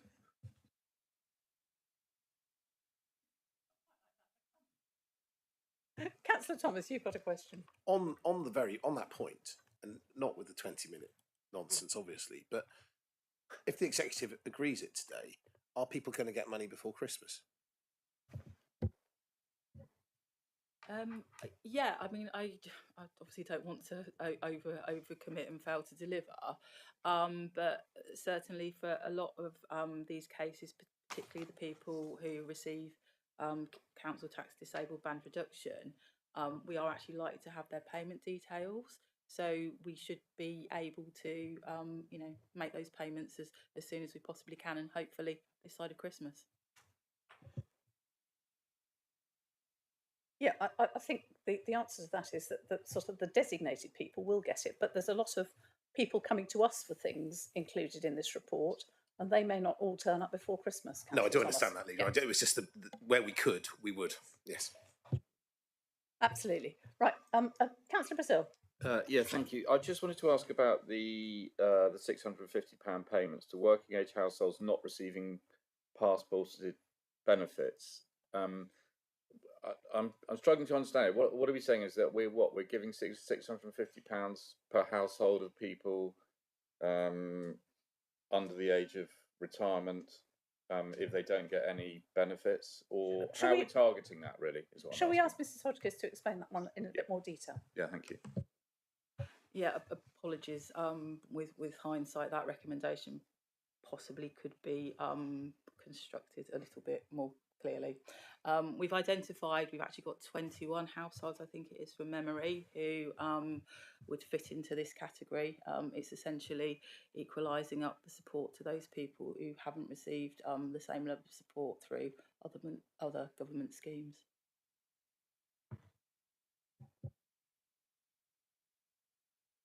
Any further questions? Right. Councillor Hawkins, would you like to move the recommendations? I'll move the recommendations, Leader. I'll second them. Do we have any comments coming through now that we've... Councillor Brazil.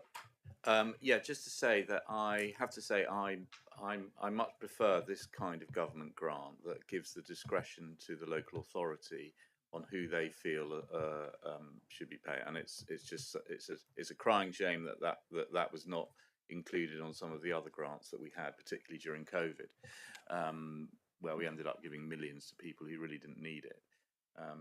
But so I think that's a step in the right direction. I think the danger with always with these is that what you do is that you help those people who are just below the line to get to the line, whereas the people who are on the line don't get anything and feel slightly aggrieved that they should get something as well. So it's an impossible thing to get absolutely right. But I'm sure, I think that this council's got an excellent track record of providing grant money to those most in need, and I wish them every success here. I would also like to think that we may have, and I'm sure we do, have some kind of safety reserve, so that those really desperate people, if they do get in touch with the council or our councillors, that we can hopefully offer them some, albeit rather, 650 sounds a lot. That it will disappear very, very quickly, unfortunately. Councillor Brazil, I'm getting suspicious because I'm in agreement with the Leader of the Opposition more than once this morning. So thank you for that. But yes, if you go to the cost of living crisis page on the web page, you will see there are a number of emergency funds that people can tap into if they are really stuck. And I would advise all members to publicise that page with their parish councils and with their residents. Mr. Molyneux. 2 points, Leader. The first is just to let members know that the Chancellor in his budget statement indicated that there would be a further round of funding for Household Support Fund, and like Councillor Brazil, I would hope that that funding comes direct to district councils to distribute as they see fit. So we haven't got any details of that yet. The second point is more administrative, is do we need to amend that first recommendation? Because you could read it that every household will get £650. So I think we do need to amend that recommendation, Leader, if that's okay. Thank you. Can we have some suggested wording then for the recommendation?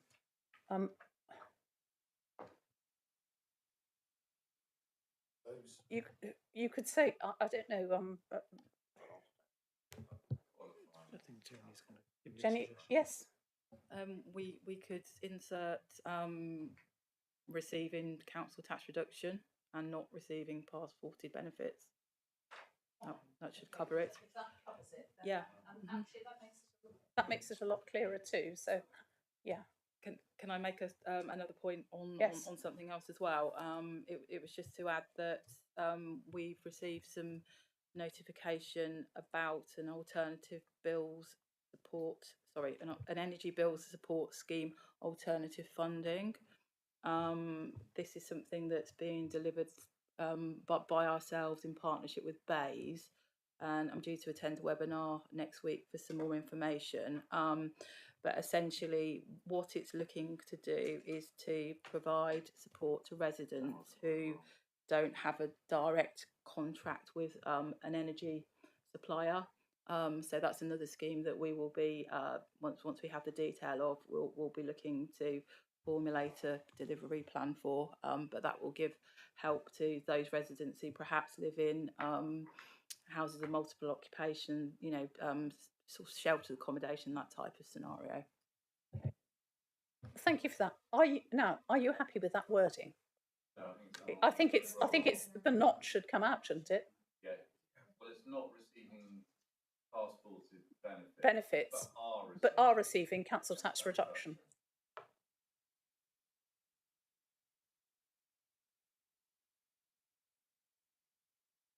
That's it. Right. Are you happy with that, Jenny? Right. Thank you. Now, do we have any further comments on this paper? Because if not, executive members, are you happy with that amendment? Yes. And are you happy with the recommendations now as they stand? Good. Okay. Thank you very much.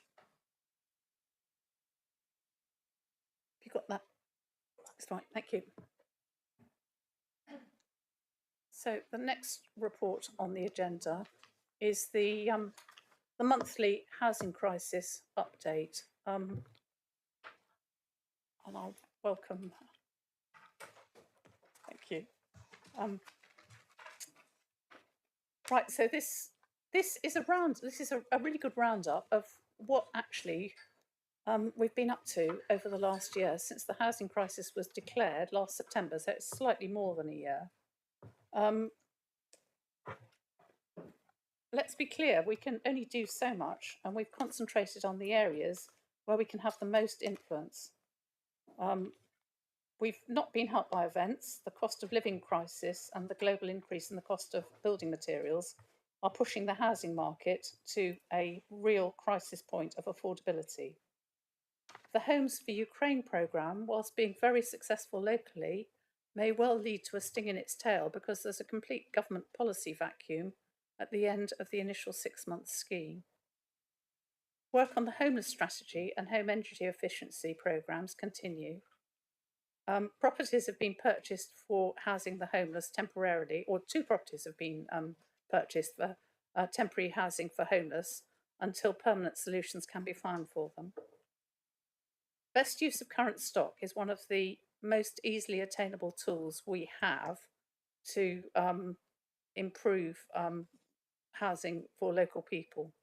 The incentivised downsizing campaign has been successful, and the evidence is that there is some ripple effect which enhances the bare figures of 15 so far have been downsized, and I think there are 4 or 5 in the pipeline waiting for properties to become available. So another thing that we've started this year is our own council house building programme at St Anne's Chapel. Only small, but again, it will be helping out a number of families locally into extremely good housing. Some of us visited the site last week. Oh, in the most appalling weather. It always is the most appalling weather when we go to St Anne's Chapel. I don't know why, but it just happens to fall that way. But the houses were already kind of watertight and dry and actually looking really, really good. Well, not watertight because they haven't got windows in, but we were certainly out of the rain when we were inside them. Second homes remain in our sites, but I must make it clear that, again, it's all about recalibrating the balance rather than declaring, sort of that we don't want any at all. And it's all about levelling the playing field, isn't it, between them and homes for local people. So in the light of the new rules about moving onto business rates, we should be also targeting compliance with the commercial waste collections. I think actually starting again on this one to an extent is going to make this easier to do. Our constant lobbying with the government has paid off. And whilst the imposition of the extra 100% of council tax is certain, but some way off, and I've found out why it is so far off. I understand that there is likely to be, almost certain now, that there's going to be a new planning class for second homes and short-term lets. Oh, yes. And there's also going to be some sort of a registration scheme, which is likely to be akin to a licensing scheme, because I know that it's going to be self-funding. And there needs to be time to get that in place so that we know where these properties are that need to be charged the extra 100% council tax, if and when we take that decision. But I think that is imminent. The decision is imminent rather than it coming on. And we have certainly lobbied very hard for this to be a licensing scheme so that it is self-funding in the council, because we couldn't see the burdens funding rolling out of Westminster at great speed towards us. But I have had it confirmed now that it looks like it will be akin to a licensing scheme or certainly be self-funding. So let's hope that's what it is, because a voluntary registration scheme would just be hopeless. And the advantage of a licensing scheme is that the local authority would then have the power not to renew the licence if there were adverse circumstances. So hopefully these measures will overcome the present problem of even catching up with many of these short-term lets. But to go back to the housing report, I really would like to congratulate Mrs. Blake and her housing team for everything they've done this year. I think it was quite right that we've increased the number of people in her team to be able to take on this extra work and to catch up with all the initiatives that we've asked them to get to grips with this year. And long may it continue. I think, if nothing else, the message is getting out there that we're onto the problem. We are doing what we can. We realise we can't help everybody at once, but we are working our way through the problems to do whatever we can to alleviate the problem locally. I think, unfortunately, this is becoming a national problem now, not just a local problem. And asylum dispersal and all the rest of it is not helping the situation at all. But I will fight for local residents tooth and nail wherever I can to make sure that they have a decent home. There's a lot to do, but we'll carry on doing what we can. So with that, I commend this report to you, and I'm happy to take any questions that people have on it. Councillor Baldry. Thank you, Leader. I've learnt today that you can turn a question into a statement, but my question to you is, would you like to amplify, please, a little bit on Appendix 2, which I know it was constrained within a questionnaire which had to be sent in, and I also am aware that you and the appeared before House of Lords Select Committee on the subject of what is given a euphemistic title of short-term and holiday letting, but we're talking about Airbnb. We know that, and you appeared before the Select Committee along with the Cabinet Member for Housing, Westminster City Council. That's right, yes. Yeah. Airbnb is growing and increasing, and every new Airbnb place which opens is potentially a removal of a place which is available for local residents to rent. Absolutely. It is proving, of course we welcome tourism in the South Hams and it is great, but there's more money to be made out of Airbnb, and we are losing places for people to leave. We desperately need to run our basic services in the South Hams. And a licensing scheme would be very good if that happened. We have problems with Airbnb because they don't meet buildings regs and that sort of thing, which a guest house and the like would have to meet. Sorry, the question is, can you amplify a little bit more about your views, Leader, because I know you are an expert on the subject. Well, first of all, I'm not an expert. And secondly, as I've already said, the problem at the moment is catching up with Airbnbs. But it does seem to be within the scope of the legislation that the government's talking about. And this is actually not, well, I suppose it is from Appendix 2, not strictly within the paper, but Appendix 2 deals with this. It is now in the government sites. They have realised largely what the problem is. And it was evident from giving evidence to the House of Lords Built Environment Committee that although Westminster is very urban, and they actually have more Airbnbs and a much larger problem than we do, the problems caused by it are very similar. Now, in their defence, I would say that Airbnb are receptive to problems and will help out. The point of a registration or licensing scheme is that each property is given a unique identifier number, which then has to appear on all their advertising material, so that we, the council, can tell from the advertisement where the property is and which one it is, because we can match the unique identifier number up with the numbers we've given it, obviously, because we've got the register. So that's the first thing. And Airbnb in that case would not allow anybody to advertise if they didn't have a unique identifier number. Now, I hear you all saying, oh yeah, but there are loads of other platforms that do this. Well, all those platforms will be obliged to show the unique identifier number if this is the system that comes into being. Now, in addition, in Westminster, they had an additional planning class, which I think was C1 for short-term lets.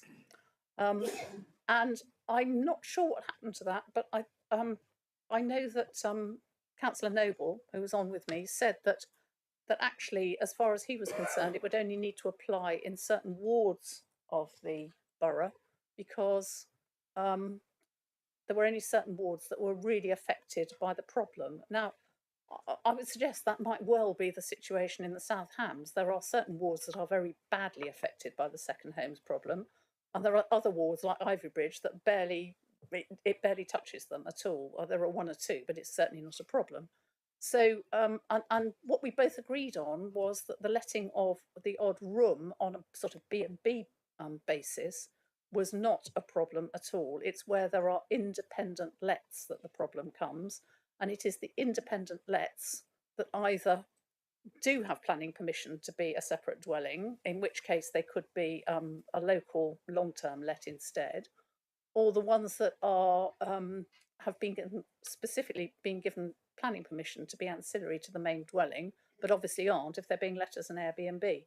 So I can't spend all morning talking on the problem, but I could go on all morning because it is a huge problem. But I think the gratifying thing is that the House of Lords Committee were obviously very well informed and had been very well briefed on the problem, and they were going to pass the information on to DLUC, and this one was Culture, Media and Sport, wasn't it, that the reply went to. So it'll be going to both of them, and I think the message is getting through. Every time I hear things coming out of government, they are talking about this, and they have realised at last that it is a problem that isn't all over the country, but it is a very big problem in specific parts of the country.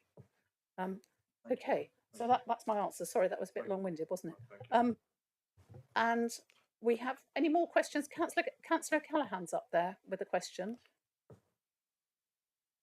Yeah, thank you. If they ever came down to this part of the country, they might have found out somewhat earlier, mightn't they? I know the leader has invited them down in the past. It constantly surprises me, these desktop exercises which are done in Whitehall, and nobody bothers to actually travel to these parts of the country. I think it's shocking, apart from to their second homes, of course. Section 21, I think that's also been talked about. I'm not sure. I think there may be moves afoot to scrap that, as where people are kicked out of their rentals through no fault of their own, which is shocking. I also believe that there should be rent controls in the private sector. There are, I think there's a 7% cap on rent rises in the social housing sector, I believe. I'm not sure about that, but there should be something similar in the private sector. It's got totally crazy. There's nowhere to rent in Kingsbridge, as has been said, and what there is very expensive. Specifically talking about Kingsbridge, in this report, the Rope Walk site is mentioned. There's an expression of interest been put out for affordable-led housing, as you know. The thing with affordable housing is, what's affordable? Not much is affordable in Kingsbridge. So it's a very woolly and vague term. I see somewhere in the report, I can't find it now, but it's got it down as page 116, 2.1.14, that the council is going to invest in council-owned social housing. I'd like to see this happen on the Rope Walk in Kingsbridge. Can the leader say this is going to be one of the things which is going to be looked at? Bring back council houses, I say.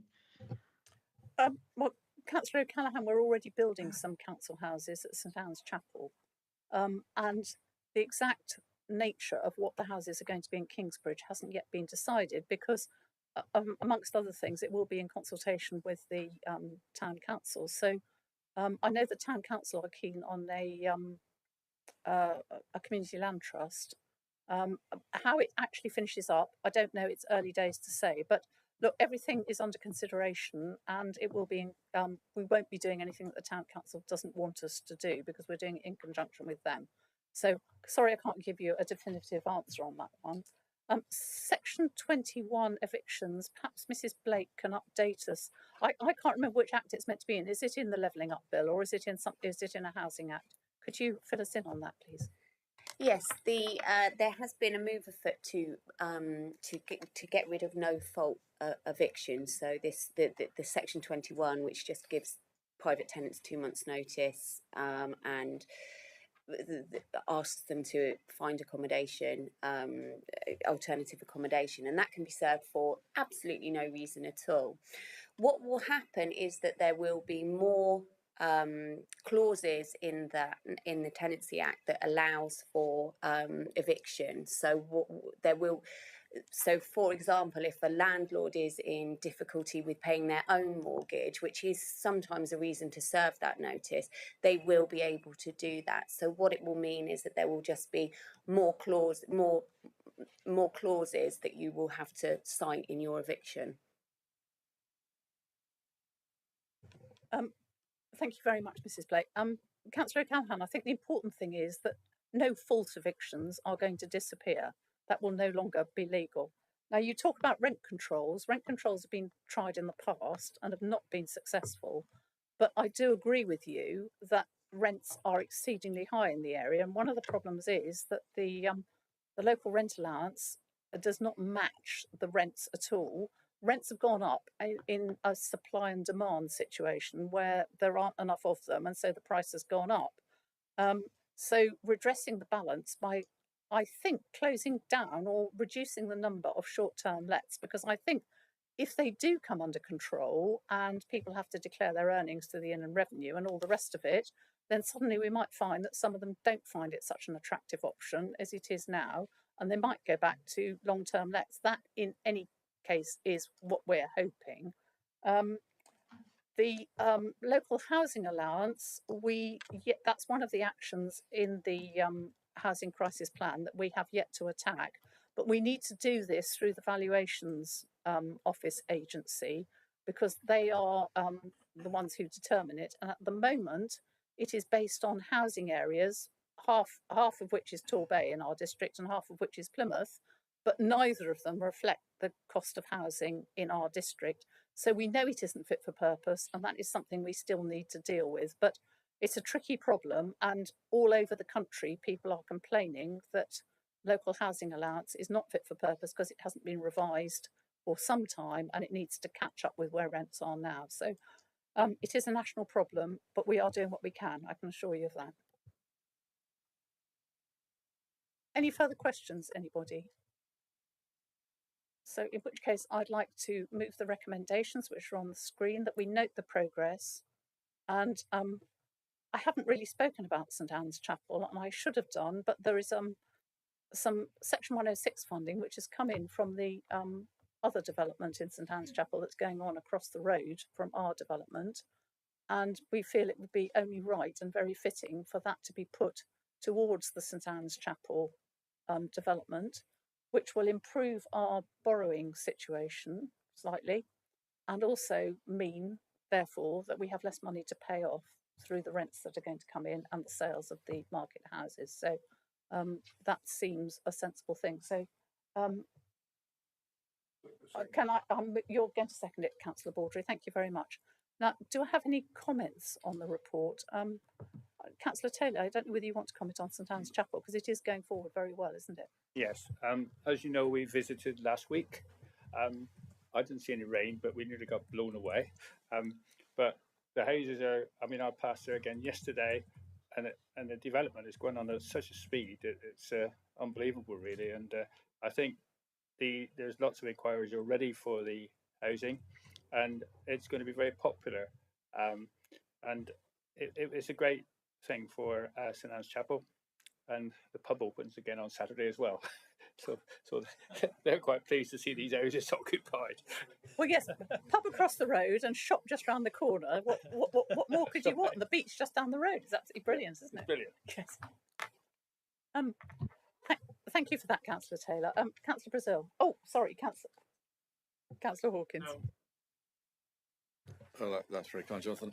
Yeah, just on specifically about St Anne's Chapel, and obviously welcome the houses being built, but I very much hope that there is a proper review, probably at ONS, looking into that whole project, because I'm very concerned about the costings of it. You know, in my view, it probably would have been cheaper if we just bought 8 houses, and then just let them out at a reduced rate, because I don't know what the costs are, but it seems to have got a bit out of control, and I think we need to understand lessons need to be learned there. That's what I'll just say about that. Yes, I note the report. Just one thing that I mean, when I hear Judy talking about this is what the government are, you know, a registration scheme, that'll be self-funding. There'll be a licensing fee for them to self-register. It's almost as the government is going through these incredible contortions to try and somehow create loopholes so that people can get around it. When it seems to me it's very, very straightforward and very simple. Firstly, all houses should pay council tax, whether they're businesses or not. And I'm disappointed. I mean, I know the letter is out of date, that 22nd, that the government's view is that actually, if you rent your house out, you're an entrepreneur and we should support you. Well, you know, housing should be looked at as as an essential need for residents, and the idea that you can just turn the market on it, which is I know is the penchant for many of our MPs, unfortunately. But I think it's very straightforward. You make all houses pay council tax. You give councils the opportunity to charge maybe up to 4 times council tax for second homes, depending on the percentage of homes that there are in a particular area, i.e. the more percent, you know, the higher the percentage, the more council tax you pay. You know, let's use the fiscal system to create the market that gives us that kind of control. And I just think that what I hear about the registration thing, it is just, there are so many problems. And I know, again, that this country just loves bureaucracy and red tape. You know, if you can do something simple, why not make it complicated? Employ people doing basically nothing other than ticking boxes, and get other people to fill in forms so that they can say that the boxes have been ticked.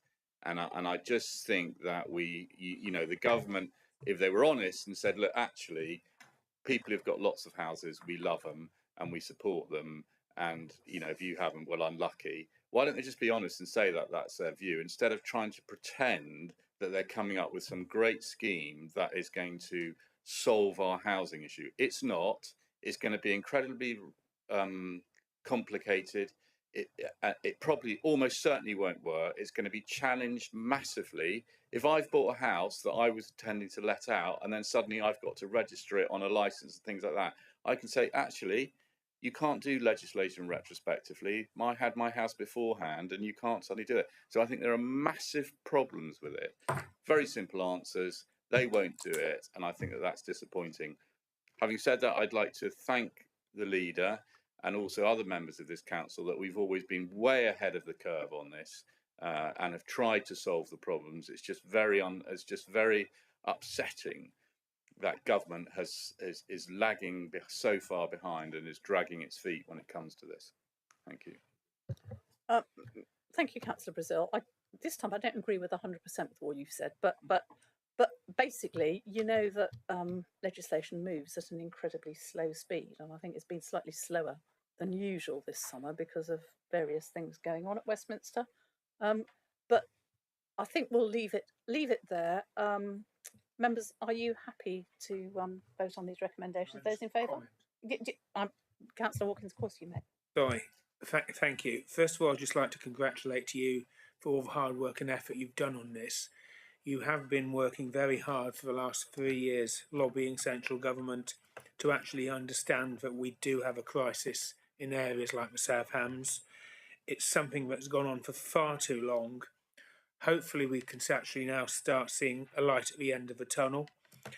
I was going to say that I would certainly want holiday let second homes to pay 200% council tax, but I'd even go as far as supporting Councillor Brazil with 400%. If you can afford a second home in the South Hams, you can afford to pay council tax, you can afford to pay into your services, which at the present moment they're not paying into if they say that they're holiday lets or businesses. And this is light at the end of a tunnel. They should pay for the services at the present moment they're not. And to actually, you know, hopefully central government will actually start taking this more seriously. And I know through your efforts, they will continue to be lobbied by you to take this more seriously. People in Westminster, sorry, I don't have an awful lot of concern about residents in Westminster. if you can afford to live in Westminster, you can afford a second home in the South Hams. So thank you for all the hard work and effort you've been doing. Councillor Hawkins, I'd just like to point out, we won't talk about Westminster very much, but they do need teachers and nurses a lot in Westminster, just as we do in the South Hams. So they're the people who are finding it hard to afford to live there. And if you live in the suburbs, why would you travel into Westminster if you can get a nursing or a teaching job in the suburbs? You know, I just posed the question because that's the question they ask themselves there. Right. And Lena, can I add to that? You need postmen as well. And when I worked there, a postman just could not afford to live near to the sorting office. Well, if we're going to talk about Westminster, I think we should also add that they pay half the amount of council tax that we do here than they do up at Westminster. Yes, they do have one of the lowest council taxes in the country, but at the same time, their on-street enforcement system is much better than it is in Devon, so they get a lot of money from that. Right, that's the end of that debate. Shall we vote on these recommendations? That's unanimous. In Thank you. favour, thank you. Right. Councillor Baldry, waste and recycling services up. Can we have yes, let's have a 5-minute break. We've been at it for 2 hours, so let's, yeah, indeed. And officers popping in and out, and I haven't got that with me. All right, well, of course.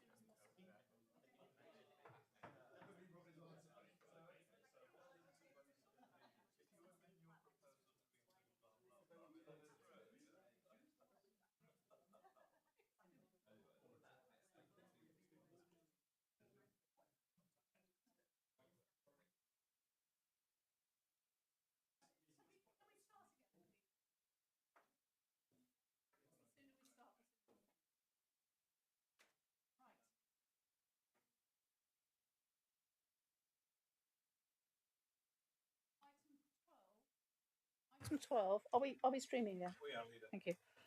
Item 12, the waste and recycling services update. Welcome, Mrs. Moody. And Councillor Baldry, would you like to introduce this paper?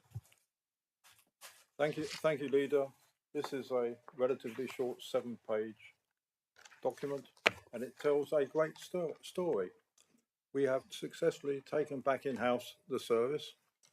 All credit and enormous credit to the officers and the team who have done so. They have worked extremely hard to achieve what we have achieved. I'm going to sound triumphant, if I may, Leader, because this is a far better result than I expected. Not triumphant on my own behalf, because that would be very unseemly and not the sort of thing a gentleman would do. And of course, I'm not a gentleman, but, but triumphant on behalf of the team. It is a great achievement what has been done so far. We went from a situation where we were regularly failing under the previous regime to collect people's waste and recycling, and we've now reached a situation where it is extremely rare for us to fail. And that happened from day one of taking the service back in-house. It has been a successful transfer. Members, I'm sure, will have all noticed an enormous reduction in the complaints they get about the waste and recycling service, and that is due to the tremendous hard work of the team. Of course, there are disappointments involved in this. I am, for example, disappointed that we are not extending the service to the full Devon Line service, where members of the public are not receiving that service. But I have been convinced that the best way to achieve this is to do it properly with proper planning and to do it over time. And you will read in the paper that for most places we hope to be able to offer the extended full Devon Line service, and in particular food waste collection, by June of next year. I have nothing more to say on the paper, Leader.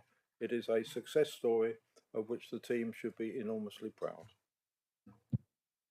Thank you, Councillor Baldry. I'm rather jealous that you're presenting that paper because you were able to say all those nice things, and I'd like to have said them. But yes, it is a very good news story. Now, members, any members have any questions on this paper? Councillor Thomas.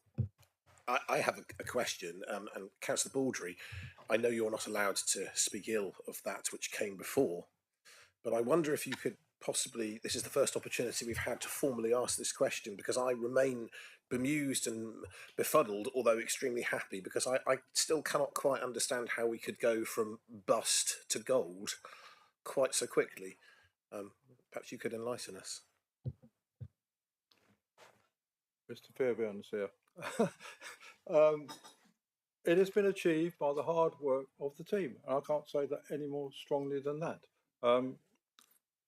They are developed a knowledge and an expertise, not just the senior management team, but people at all levels in the organisation have worked to achieve this great success. And I'm going to dodge the question, if I may, Mr. Thomas, and ask Mr. Molyneux and Mrs. Moody if they want to explain it, because it's something that interests me as well. Who wants to go first? Mr. Molyneux, go on then. I'll go first, and because David sat next to me, so he can press edit. I would say that if you look at the waste service, it's a people business. There are 160 people collecting waste from our residents, and I think the way you treat those 160 people is the most important part, and I think that's been one of the big things that we've emphasised in terms of taking that service back, and I think it's paid dividends for us so far. That's all I'll say. Mrs. Moody, do you want to add anything to that? Thank you very much for that, Leader. Yeah, I think I'll just sort of elaborate on Steve's point there around the workforce culture and the strategy that we've adopted with the team. We're very communicative. Any changes that we're doing is in line with them. I think we have reported recently about the rounds and some of the problems on the ground and how we've taken all that feedback, we've collated it all. We will be implementing that as part of the wider round review. And so whilst the workforce haven't seen any real changes to their collection rounds, they know that it's coming, and I think that's the key point around communication, which the team, including the local supervisors, have adopted. Can I just build on that last point? Sorry, John. It is the way you treat people, but the point that Mrs. Moody has made is absolutely correct. The previous round review was designed by somebody not locally in the South Hams, probably in Northampton, and we have now reached a stage where the workforce who've come back are almost identical to the workforce who are working for the previous regime. But what we are doing differently is we are talking to them, we're asking them what they think, and on the whole, they are enjoying the experience. Leader, can I just come back and thank Mr. Molyneux very much? And I very loudly heard exactly what he didn't say. Thank you. Councillor Birch. Yeah, have we been asked to give any reference for FCC, and if so, what did we say? No, we haven't. There you go. Councillor Taylor. Yes, probably the team has heard me say this over the last couple of weeks, and I'd like to congratulate them on what they've done as well, because it's nice to open up these computers and not get a load of complaints from residents. A couple of questions really. I mean, talking to the drivers and everything when they come around, they're delighted because they're being listened to, and they're happy doing what they do. They whistle as they work, which is fine. And two questions really. One is, are we okay staffing wise? And the other is, how many people have actually signed up for the brown bins? Do we know that? Thank you. I'll pass that over to the officers, but just to add to what we were discussing previously, of course, Mrs. Moody and Mr. Molyneux work closely with FCC in a neighbouring authority.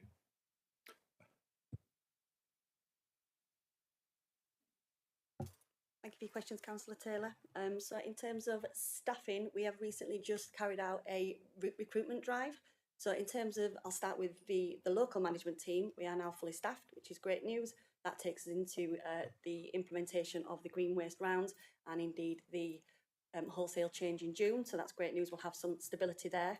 And we've also done a recruitment drive for drivers and loaders. So this week alone, with the supervisors have carried out interviews, and we've had 11 drivers which want to come on board and 16 loaders. So that's been a really, really good improvement to stabilise the service. We have been operating on circa 30% agency, so we should see that reduce. So that should go to around about 10-15%, which is probably about average and about right. So yeah. Oh, in terms of the brown bin subscriptions, it's been really, really well received. We have approximately 1,000 a week that come on board. So in total, we have 3,860 properties and a total of 4,122 subscriptions a day. Pardon? So we've got a target in the report that we came to executive in terms of for the garden waste subscription. We had a target of 11,500 subscriptions, was what we've put in. So we're basically over a third of the way there for that target now. Right. Councillor Brazil. I don't want this to turn into a green waste discussion. I think we'll stick to what's in the paper. Right. If there are no more questions, Councillor Baldry, would you like to propose the recommendations, please? Move the recommendation. Oh, sorry, there's Councillor O'Callaghan up there on the screen. Hadn't noticed you. Councillor O'Callaghan. Thank you. Yeah, this is a good news. It's going back to the council, and that it's going relatively well, a lot more smoothly than it was. So that's good. A couple of things I do get asked, and it's sort of I think it's in the report, but just to clarify, I get asked about food waste. When are people who are on the commingled system going to get their food waste collected? And that it seems to be the case that it's happening gradually. And will they all get it? Are we aiming to get the food waste, everyone on the Devon Line service by the summer? And the other question I get asked is, how much is this all costing the council, having switched back from the privatised service back to the council service? Thank you. I won't answer the numbers question. I'll leave that to Mrs. Buckle or Mrs. Moody. In terms of garden waste, it is one of my great regrets that I had hoped that we would have all suitable properties with a garden waste collection. but it is going to be planned properly, and there are a number of properties you will read in the report which are now coming on board. But in order to extend it to all those who haven't, it's going to have to be planned, and as you say, Mrs. Callaghan, it will be done in the summer in June. Numbers, someone else. Councillor O'Callaghan, the numbers are all in previous reports. The costs. Can we just clarify them, please? Well, it's not part of this report, so I will ask Mrs. Buckle to give you those figures in an email after the meeting, because we are getting a bit short of time now. But that won't be in public, will it? Well, it was in public last time when it was discussed. It's in previous reports. Right. Do I have any further questions? If not, Councillor Baldry, could you move the recommendations, please? 12, recommendations 1, 2, 3, and I'll put the microphone on and do it again. Moving the recommendations for item 12 as on the screen. Second. Thank you very much. Right. Any comments on this paper? Councillor Brazil. Yeah, thank you. Firstly, just to help out my colleague Denise, it's cost £3 million for the transition and then an extra 1.25 million for the next 4 years over and above what we had costed if we'd stuck with FCC. I think those figures are correct. Yeah, just a few things. First of all, the number of brown bins are, I mean, I know that we're saying this is great and we're up to about 4,000, but I think, you know, the target's 11,000 or 11 or 12,000. I think we really need to make sure that we push for that, because otherwise what we're going to find is that actually it's costing us rather than being a cost neutral service. Because if you're going to one village and picking up one brown bin rather than 20, you know, there are economies of scale there, and I think we need to be aware of that and follow that very closely. So I don't know what we might do to try and make that, you know, encourage more people to sign up. Also on that, I've had comments from some of my residents that they're not quite they don't use online, and they want to know how they can do it not online. And so I'm sure we've been told already, but if yeah, you might tell me that. My final point about it is that I appreciate, you know, I think it's good news that we're not going to rush into trying to get a Devon line service for everyone, because I don't think that's necessarily the right answer for our locality and the differences between towns and villages and very rural areas, etc. And I hope that as we go forward, we will be much more innovative, looking at more bespoke solutions to particular areas rather than just trying to do a one size fits all. Because as we've seen with when we tried to do that before, or not us, but another company tried to do this for, you know, notwithstanding all the other issues that were involved, but just to say that I don't think that that's the right way forward, I have to say, in this council, and I think that we need to be more flexible in our thinking about how we might do that. Thank you. Thank you, Councillor Brazil. Any further comments? If not, shall we go to the vote on this one? I'm sorry, did you want to answer that one? Yes, okay. It was a comment, so. On the question of the Devon line service, I absolutely agree with Councillor Brazil. Not all our lanes and locations are suitable for it. But what I am very keen on is the separate food waste collection, because I think that is a service we ought to be providing for people, and that is why the review is being carried out and will take account of that. Brown bin applications, you can make by telephone. I know people who've done it successfully, and our customer service people are geared up. Should I say resident service, not customer service, yes, or even citizen service? Who knows? No, we're not citizens. We're subjects. We're subject service, and they are geared up, and they are dealing with a neighbour of mine 4 doors away did it very successfully on the telephone and fairly quickly dealt with. We need to get a reminder letter out to people. It was a regret to me, but I understand the reason why. In order to get the residents' letter out to people announcing the changes. We were not geared up at that stage. It would have been ideal if we had the website geared up so as soon as people received the letter, they could log in and apply for a paid for garden waste service. We weren't geared up to do that, so I think we are certainly going to have some sort of comms package got together fairly soon, and Mr. Molyneux will tell you more about it in order to remind people, please apply if you want to have a garden waste service. We need applications in early for the reasons Councillor Brazil has said, in order that we can plan the routes as quickly as we can.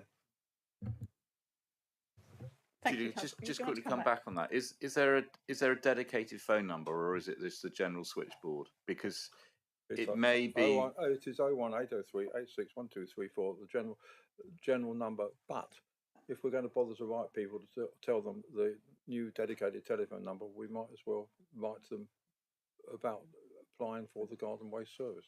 No, no. What I'm saying is that it may be that we feel that we should have a number that just deals purely with signing up to the garden waste. That's what Councillor Baldridge just said, but in order to get that number out and about, we're going to have to send a letter out. All right, good.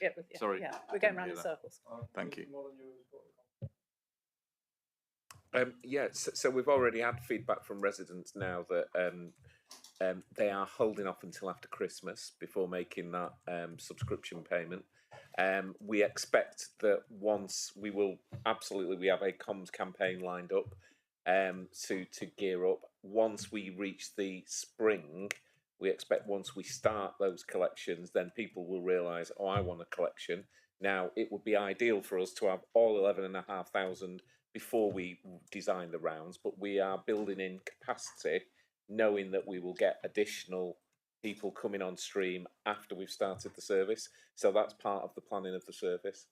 In terms of the switchboard, in terms of answering, because the switchboard calls tend to be very quick to deal with, there's a very short wait time in terms of getting through to people, and it's something that every member of the contact centre team can deal with. So they're all trained up to do with that. So we are dealing with those quite quickly. So. Right, if that is the end of the questions, the comments. Can we go to the vote on this one, please, members? Those in favour, please show. That's unanimous. Thank you, Leader.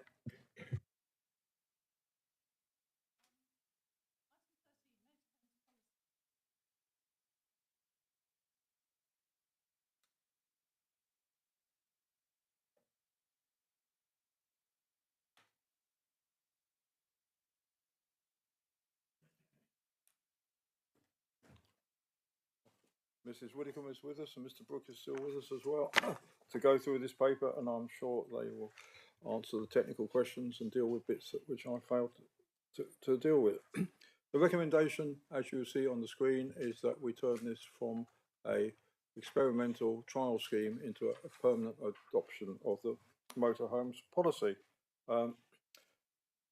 Also, as you read the papers, this has been a successful story. It has brought business income into local businesses who have taken advantage of the number of people coming to use the car parks with their motorhomes. We have received several compliments from people, and there's one or two mentioned in the paper. I've received another one only last week by somebody who was very pleased to be using the Kingsbridge facility and outlined to me how much money they have spent in Kingsbridge during their time in the town with their motorhome. There were problems and there remain problems, but I must stress at this stage, Leader, this service is only available for people who have on-board facilities within their motorhome camper van.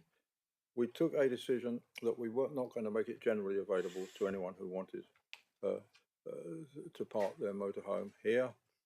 There have also been the need to increase enforcement because there have been some antisocial behaviours in some places, and our enforcement officers have been out and about, and you will see in the paper they issued quite a few tickets to people who were not entitled to be staying overnight in their motorhome and for other reasons. I am convinced there is a need to reinforce and increase the amount of enforcement for people to make sure that they have properly equipped vehicles and that they are also not abusing using the car park. the biggest success part of this scheme is Longmarsh in Totnes, but it was also the biggest level of complaints from people about. It's only a handful, relative small number of people who complained about people abusing it, and the answer to that is to increase the enforcement. People do not need to be reminded that it is wrong for them to empty the contents of their lavatory into the river or into the hedges. It is so obvious they know they are doing wrong, and the way to stop that is through enforcement. Antisocial issues were mainly, as I say, at Longmarsh. 204 penalty notices have been issued already, and I suspect when the word gets out, that will be going up, increasing the number of occasions. I'm going to deal separately, if I may, Leader, with a discussion which took place, which was reported in the press at Totnes Town Council, where it's coming up slowly. People said things which are probably not correctly related to this paper. This paper relates to motorhomes and camper vans parking in Longmarsh car parks. So I read the councillors saying they wanted to have the public lavatories open longer or over 24 hours, some people said. That does not relate. This paper is for people who've got their own on-board facilities.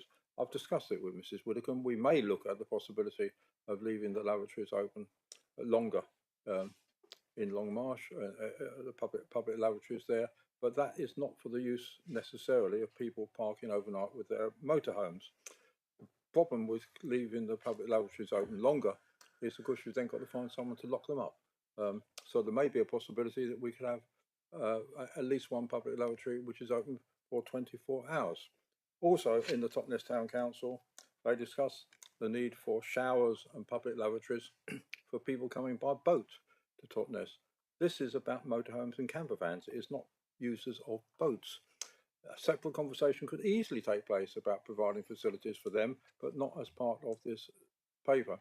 Mention is made of the industrial units which already have showers and lavatories, but which are not open to the general public.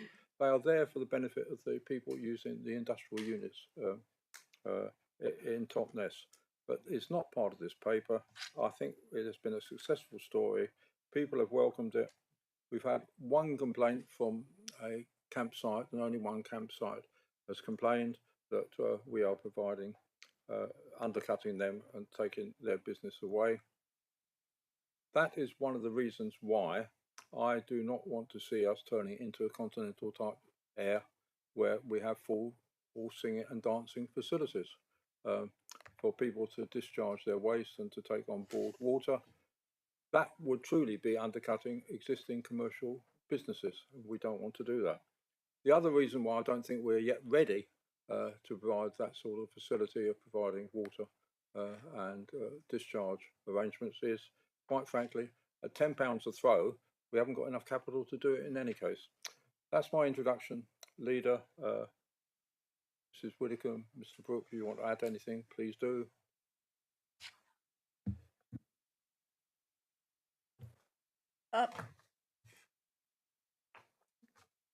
Councillor Birch. This is a question. Can I just make it clear right from the start that I do support this scheme and I support its extension. Being one of the members for Totnes, this site is taking up rather a lot of my time over the last few months.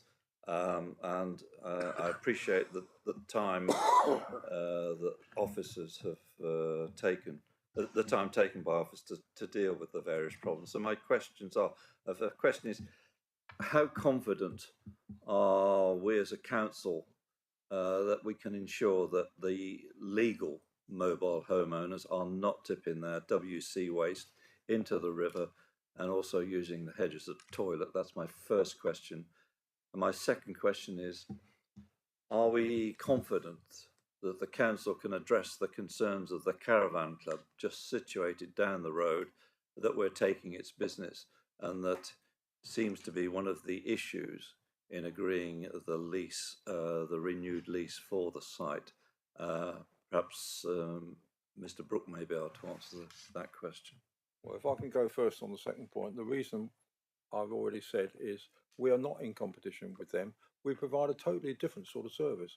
We are there for people to overnight for 1 or 2 nights. Those who want to have full camping facilities will go to the commercial camping sites. In answer to your first question about how confident are we, it's a criminal offence. It will be enforced and as best we can. And why would you, if you've got on-board facilities, then walk down to the river or drive your motorhome down to the river and empty its contents? Mrs. Widdicombe.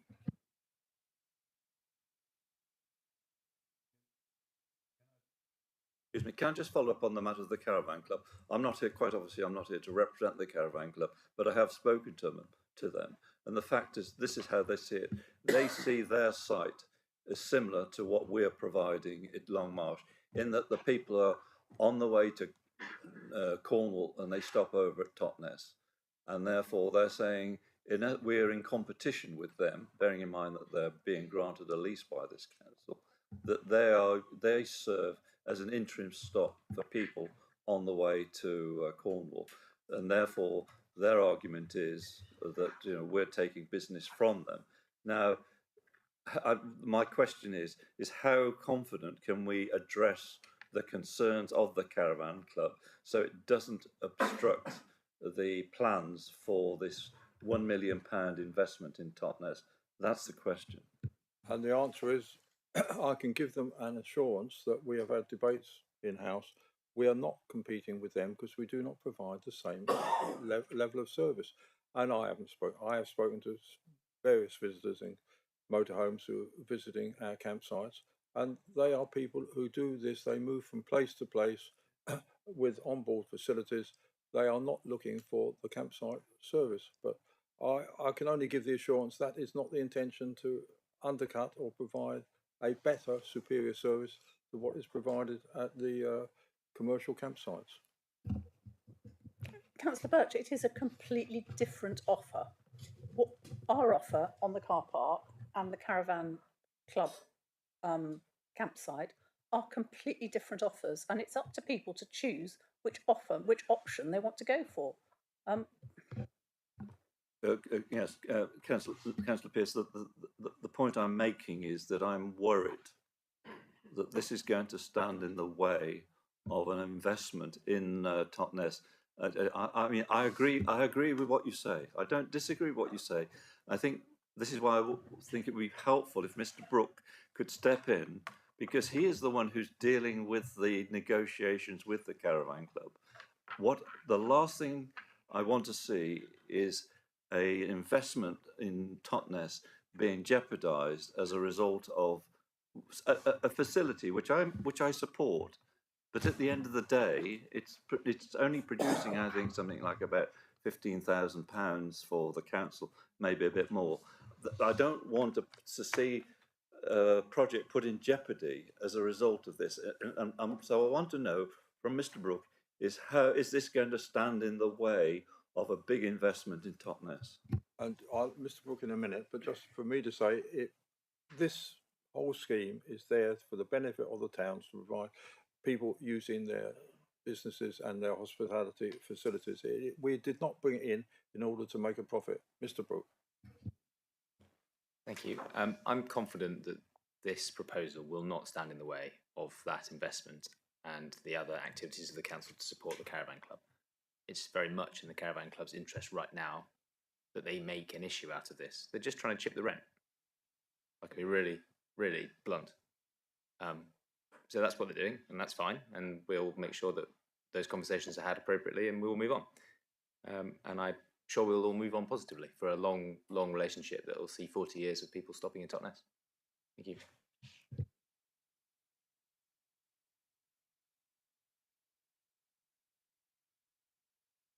So long. Thank you, Jim. Councillor Baldry. I've been asked by Councillor Sweet, one of the other members for Totnes, to say that she is supportive of this recommendation. Just walked in. Yeah. She didn't check you say the right thing now. The thing is, today has taken so long that, I think coming back to the points that have been raised, I'm pleased to see that you've taken on board the discussions that I know Councillor Sweet has had with you about things like toilets and other bits, which are not part of this. And I think, you know, it would be good to look at those, and particularly, as you said, potentially having one disabled open for 24 hours for the other users of the area as well, not just for these, for the motorhomes. I know there's been some discussion about signage, and you say there's no need for signage there, but I think sometimes, you know, some people do need reminding, but also I think that potentially some signage, you know, to draw attention to those very small number of people who do abuse, you know, the area. I think part of it is also, you know, we're having this discussion today and highlighting it, and we're talking about additional enforcement, but I think people seeing signage there will at least give them some assurance that the council is addressing it, does recognise there's an issue. I don't like a lot of signage around, but I think it also, you know, sort of is beholden upon us as a council to indicate that we are doing something, and that signage, a small amount of signage in the area with increased enforcement, and I think it is the enforcement to catch these people, but that's going to be very difficult. Councillor Long, Councillor Sweet, thank you. I'm very happy for the discussion to continue, but it is not, I think, related necessarily to this proposal. I know we're close to getting an agreement that the lavatory may be open 24 hours, but let's wait and see what happens about that. For the life of me, I cannot think of the wording to go on this sign, except to say to people, please do not tip your contents of your lavatory into the river or into the hedges. Well, let's not be so silly. They know they're doing wrong, but I mean, I will keep a semi-open mind on the subject of the signs, but I'm pleased that the discussions will continue on the opening of the public lavatory.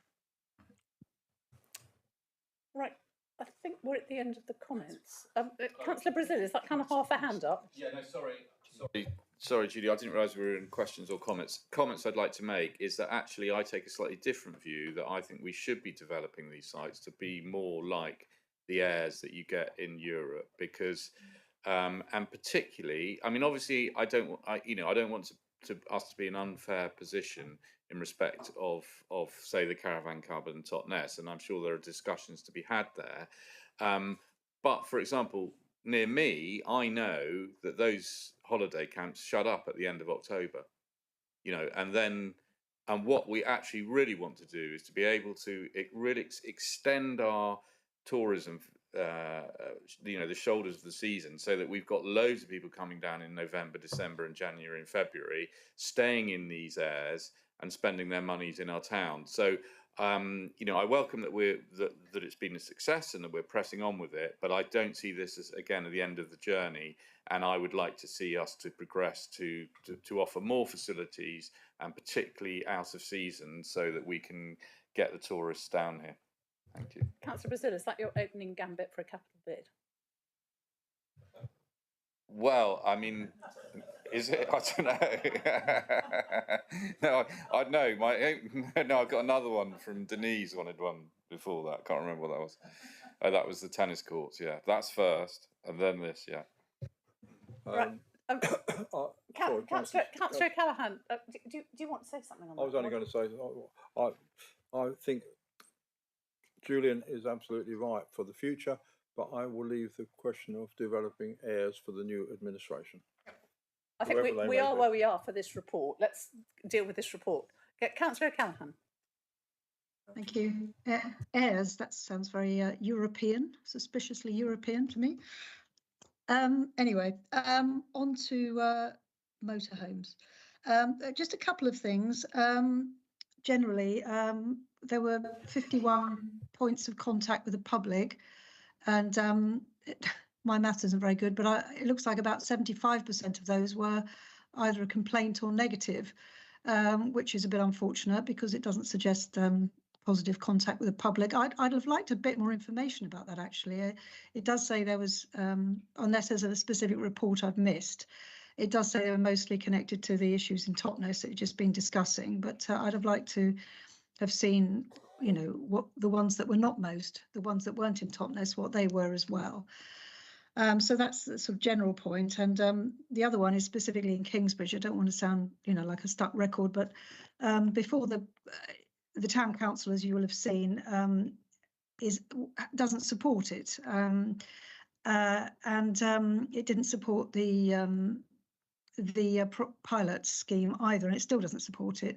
So we're sort of overriding local opinion in a way. I mean, I personally haven't had any complaints as a councillor, but the town council does represent local people, and so we are overriding that. And we should listen to what they say, and what they say, and what they said before the pilot as well, is that we need proper signage. Councillor Long just mentioned signage. Because what appears to be happening is that motorhomes, it's quite relatively hard to find the cattle market car park. It's much easier to go into the main key car park or on the embankment there, and it's annoying people, and that's what's happening. And I want to check that, is the signage enough? Because it doesn't look like it is. Perhaps we should, if we're taking in money from people for this, we should do our best to listen to what the local representatives are saying. It doesn't look like perhaps the signage is adequate. And just to say that the embankment is a county council enforcement option is a bit disingenuous, I think. It's just passing the buck. So I think our signage perhaps needs to be improved, certainly in Kingsbridge, to, as we take the money from the motorhome people. So we should listen to the local people who are suggesting things that might make it more palatable to them. Again, sorry. No, you carry on. I'm just going to, briefly, I'm going to let Mrs. Woodingham speak in a minute. Against my views, I would strongly argue out of it, but the recommendation is purely for the cattle market car parker. It is not for the key. I regret that, but that is the decision I'm asking people to take now, that it's just for the cattle market. And whether people, and if people are parking illegally in the key car park with their motorhomes, that again is a matter for enforcement. Emma. And the embankment is on street, so that is up to the county council to enforce. Councillor Sweet, I think you wanted to say something. Can I let Emma? Thank you, and thanks Councillor Long for raising those points, which were sort of the main issues that I wanted to bring to the exec.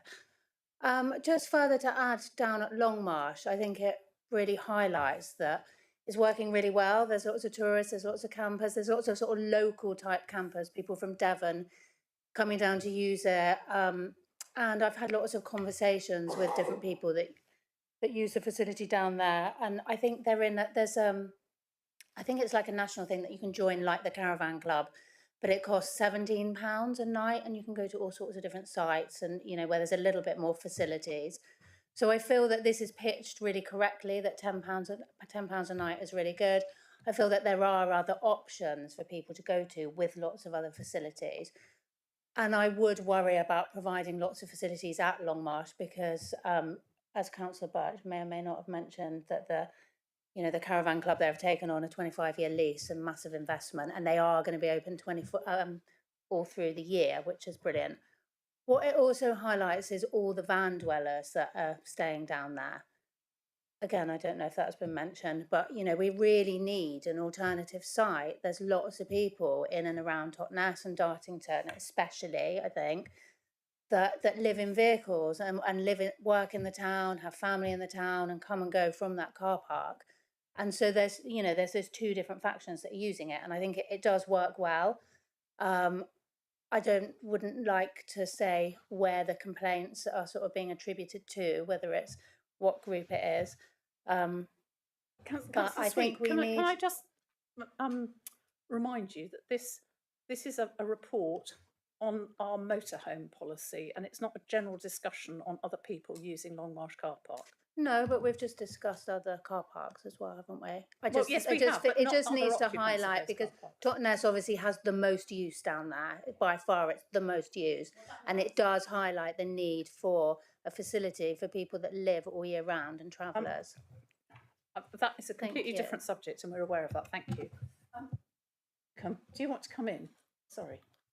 Thank you, Leader. It was just in answer to Councillor Callaghan's question about the number of complaints received and that they looked high. So a lot of the complaints did relate to Longmarsh when we've had issues of unauthorised caravans, etc., at the site that we evicted. So that's where some of the complaints came. We also had some complaints in the very early days of just modifying the Ringo payment system. So there was a few issues that we just had to perfect with that, which they've now been resolved. There was other ones that people obviously complained prices are too high. And so that was one of some of the complaints that we had as well. So, and then there's other ones that have suggestions that people have made to us of how we could perhaps perfect things, improve things, which we can then take on board. So we've tried to track every single piece of information coming into us, just so we could get a real balanced view of how that was going. And we will continue to do that, even though we're recommending that the trial becomes permanent. We will continue to monitor the complaints, the feedback. We will continue to do the enforcement. We will continue to do the inspection reports to monitor the antisocial behaviour, the litter issues. That will all continue. None of what we've done in the last 12 months will stop going forward. Thank you, Mrs. Widdicombe. I don't think we could have a better officer running this scheme for us than you, actually, because your attention to detail is second to none. Thank you. Just a very, very quick one. I think it's a great shame that after this trial that we are now only accepting 5 car parks for permanent parking for camper vans, etc., motorhomes. And I think it's a great shame that other parishes and communities haven't been able to accept this benefit to their environment and their communities. Do you want to comment on that, Councillor Baldry? Other than to totally support and to say we would love to encourage other places who have car parks, but these are the South Hams car parks which are available for us to use, are the most sensible ones. We want to develop further, as Mrs. Widdicombe has said. For example, Ivy Bridge, I think, could have far greater use. People stopping off on their way to the ferry port, for example, not only on their way to Cornwall, easily accessible from the A38, and just to encourage and develop some sort of marketing program to get more people to come and use the car parks and take the enormous benefit of our wonderful hospitality facilities. Mrs. Widdicombe, do you want to come back? Yeah, just in relation to expanding it, we've obviously always got that opportunity to do that. We're always reviewing our tariffs, our car parks, and amending our off-street parking order. So should the opportunity arise and we feel that we want to add sites in the future, then that is something that we can do. Thank you very much. I can't see any more hands going up, so shall we go to the vote on the recommendations which are on the screen? That's unanimous. Thank you, Leader. Thank you very much. Well, we come to the last item now. And we have Adam Williams patiently waiting there in the background. Thank you very much, Adam. This was to be Councillor Holway's report, and I've picked up the reins, but I'm going to let Mr. Williams do most of this talk. This one.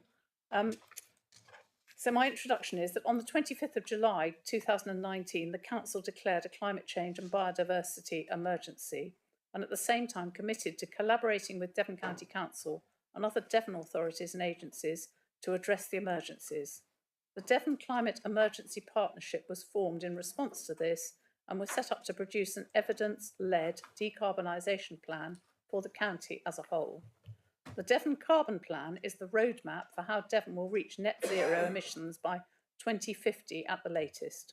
It's been built on detailed ongoing assessments of Devon's greenhouse gas emissions, as well as input from the public, including through the Citizens' Assembly, and the plan contains actions for individuals, businesses and the public sector. The report before members contains details about the process of the plan development and background to the Citizens' Assembly, which took place last summer. The Devon Carbon Plan has followed a robust science-led process involving thematic experts, as well as including public consultation. It doesn't propose to supersede existing democratic scrutiny processes. It instead is an evidence-led plan which forms a roadmap for how Devon can achieve net zero by 2050 at the latest. The plan outlines how everyone in Devon can work together to reduce our emissions to net zero. It's recommended that the Council endorses the Devon Carbon Plan, and in doing so, revises this authority's climate strategy and action plan to more closely align with the Carbon Plan to set out our own areas of focus to contribute to the delivery of the Devon Carbon Plan.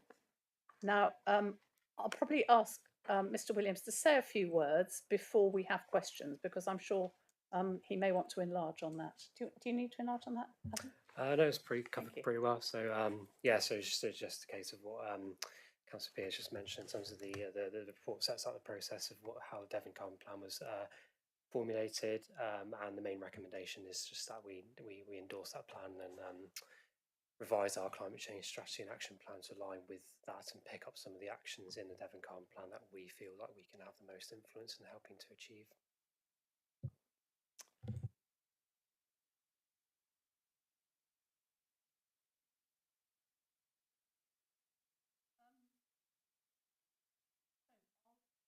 If there are no questions, I will propose the recommendations on the screen in front of us, that we endorse the ambitions and objectives set out in the Carbon Plan, and we revise our own climate change strategy and action plan to show how it can contribute to delivering the Devon Carbon Plan.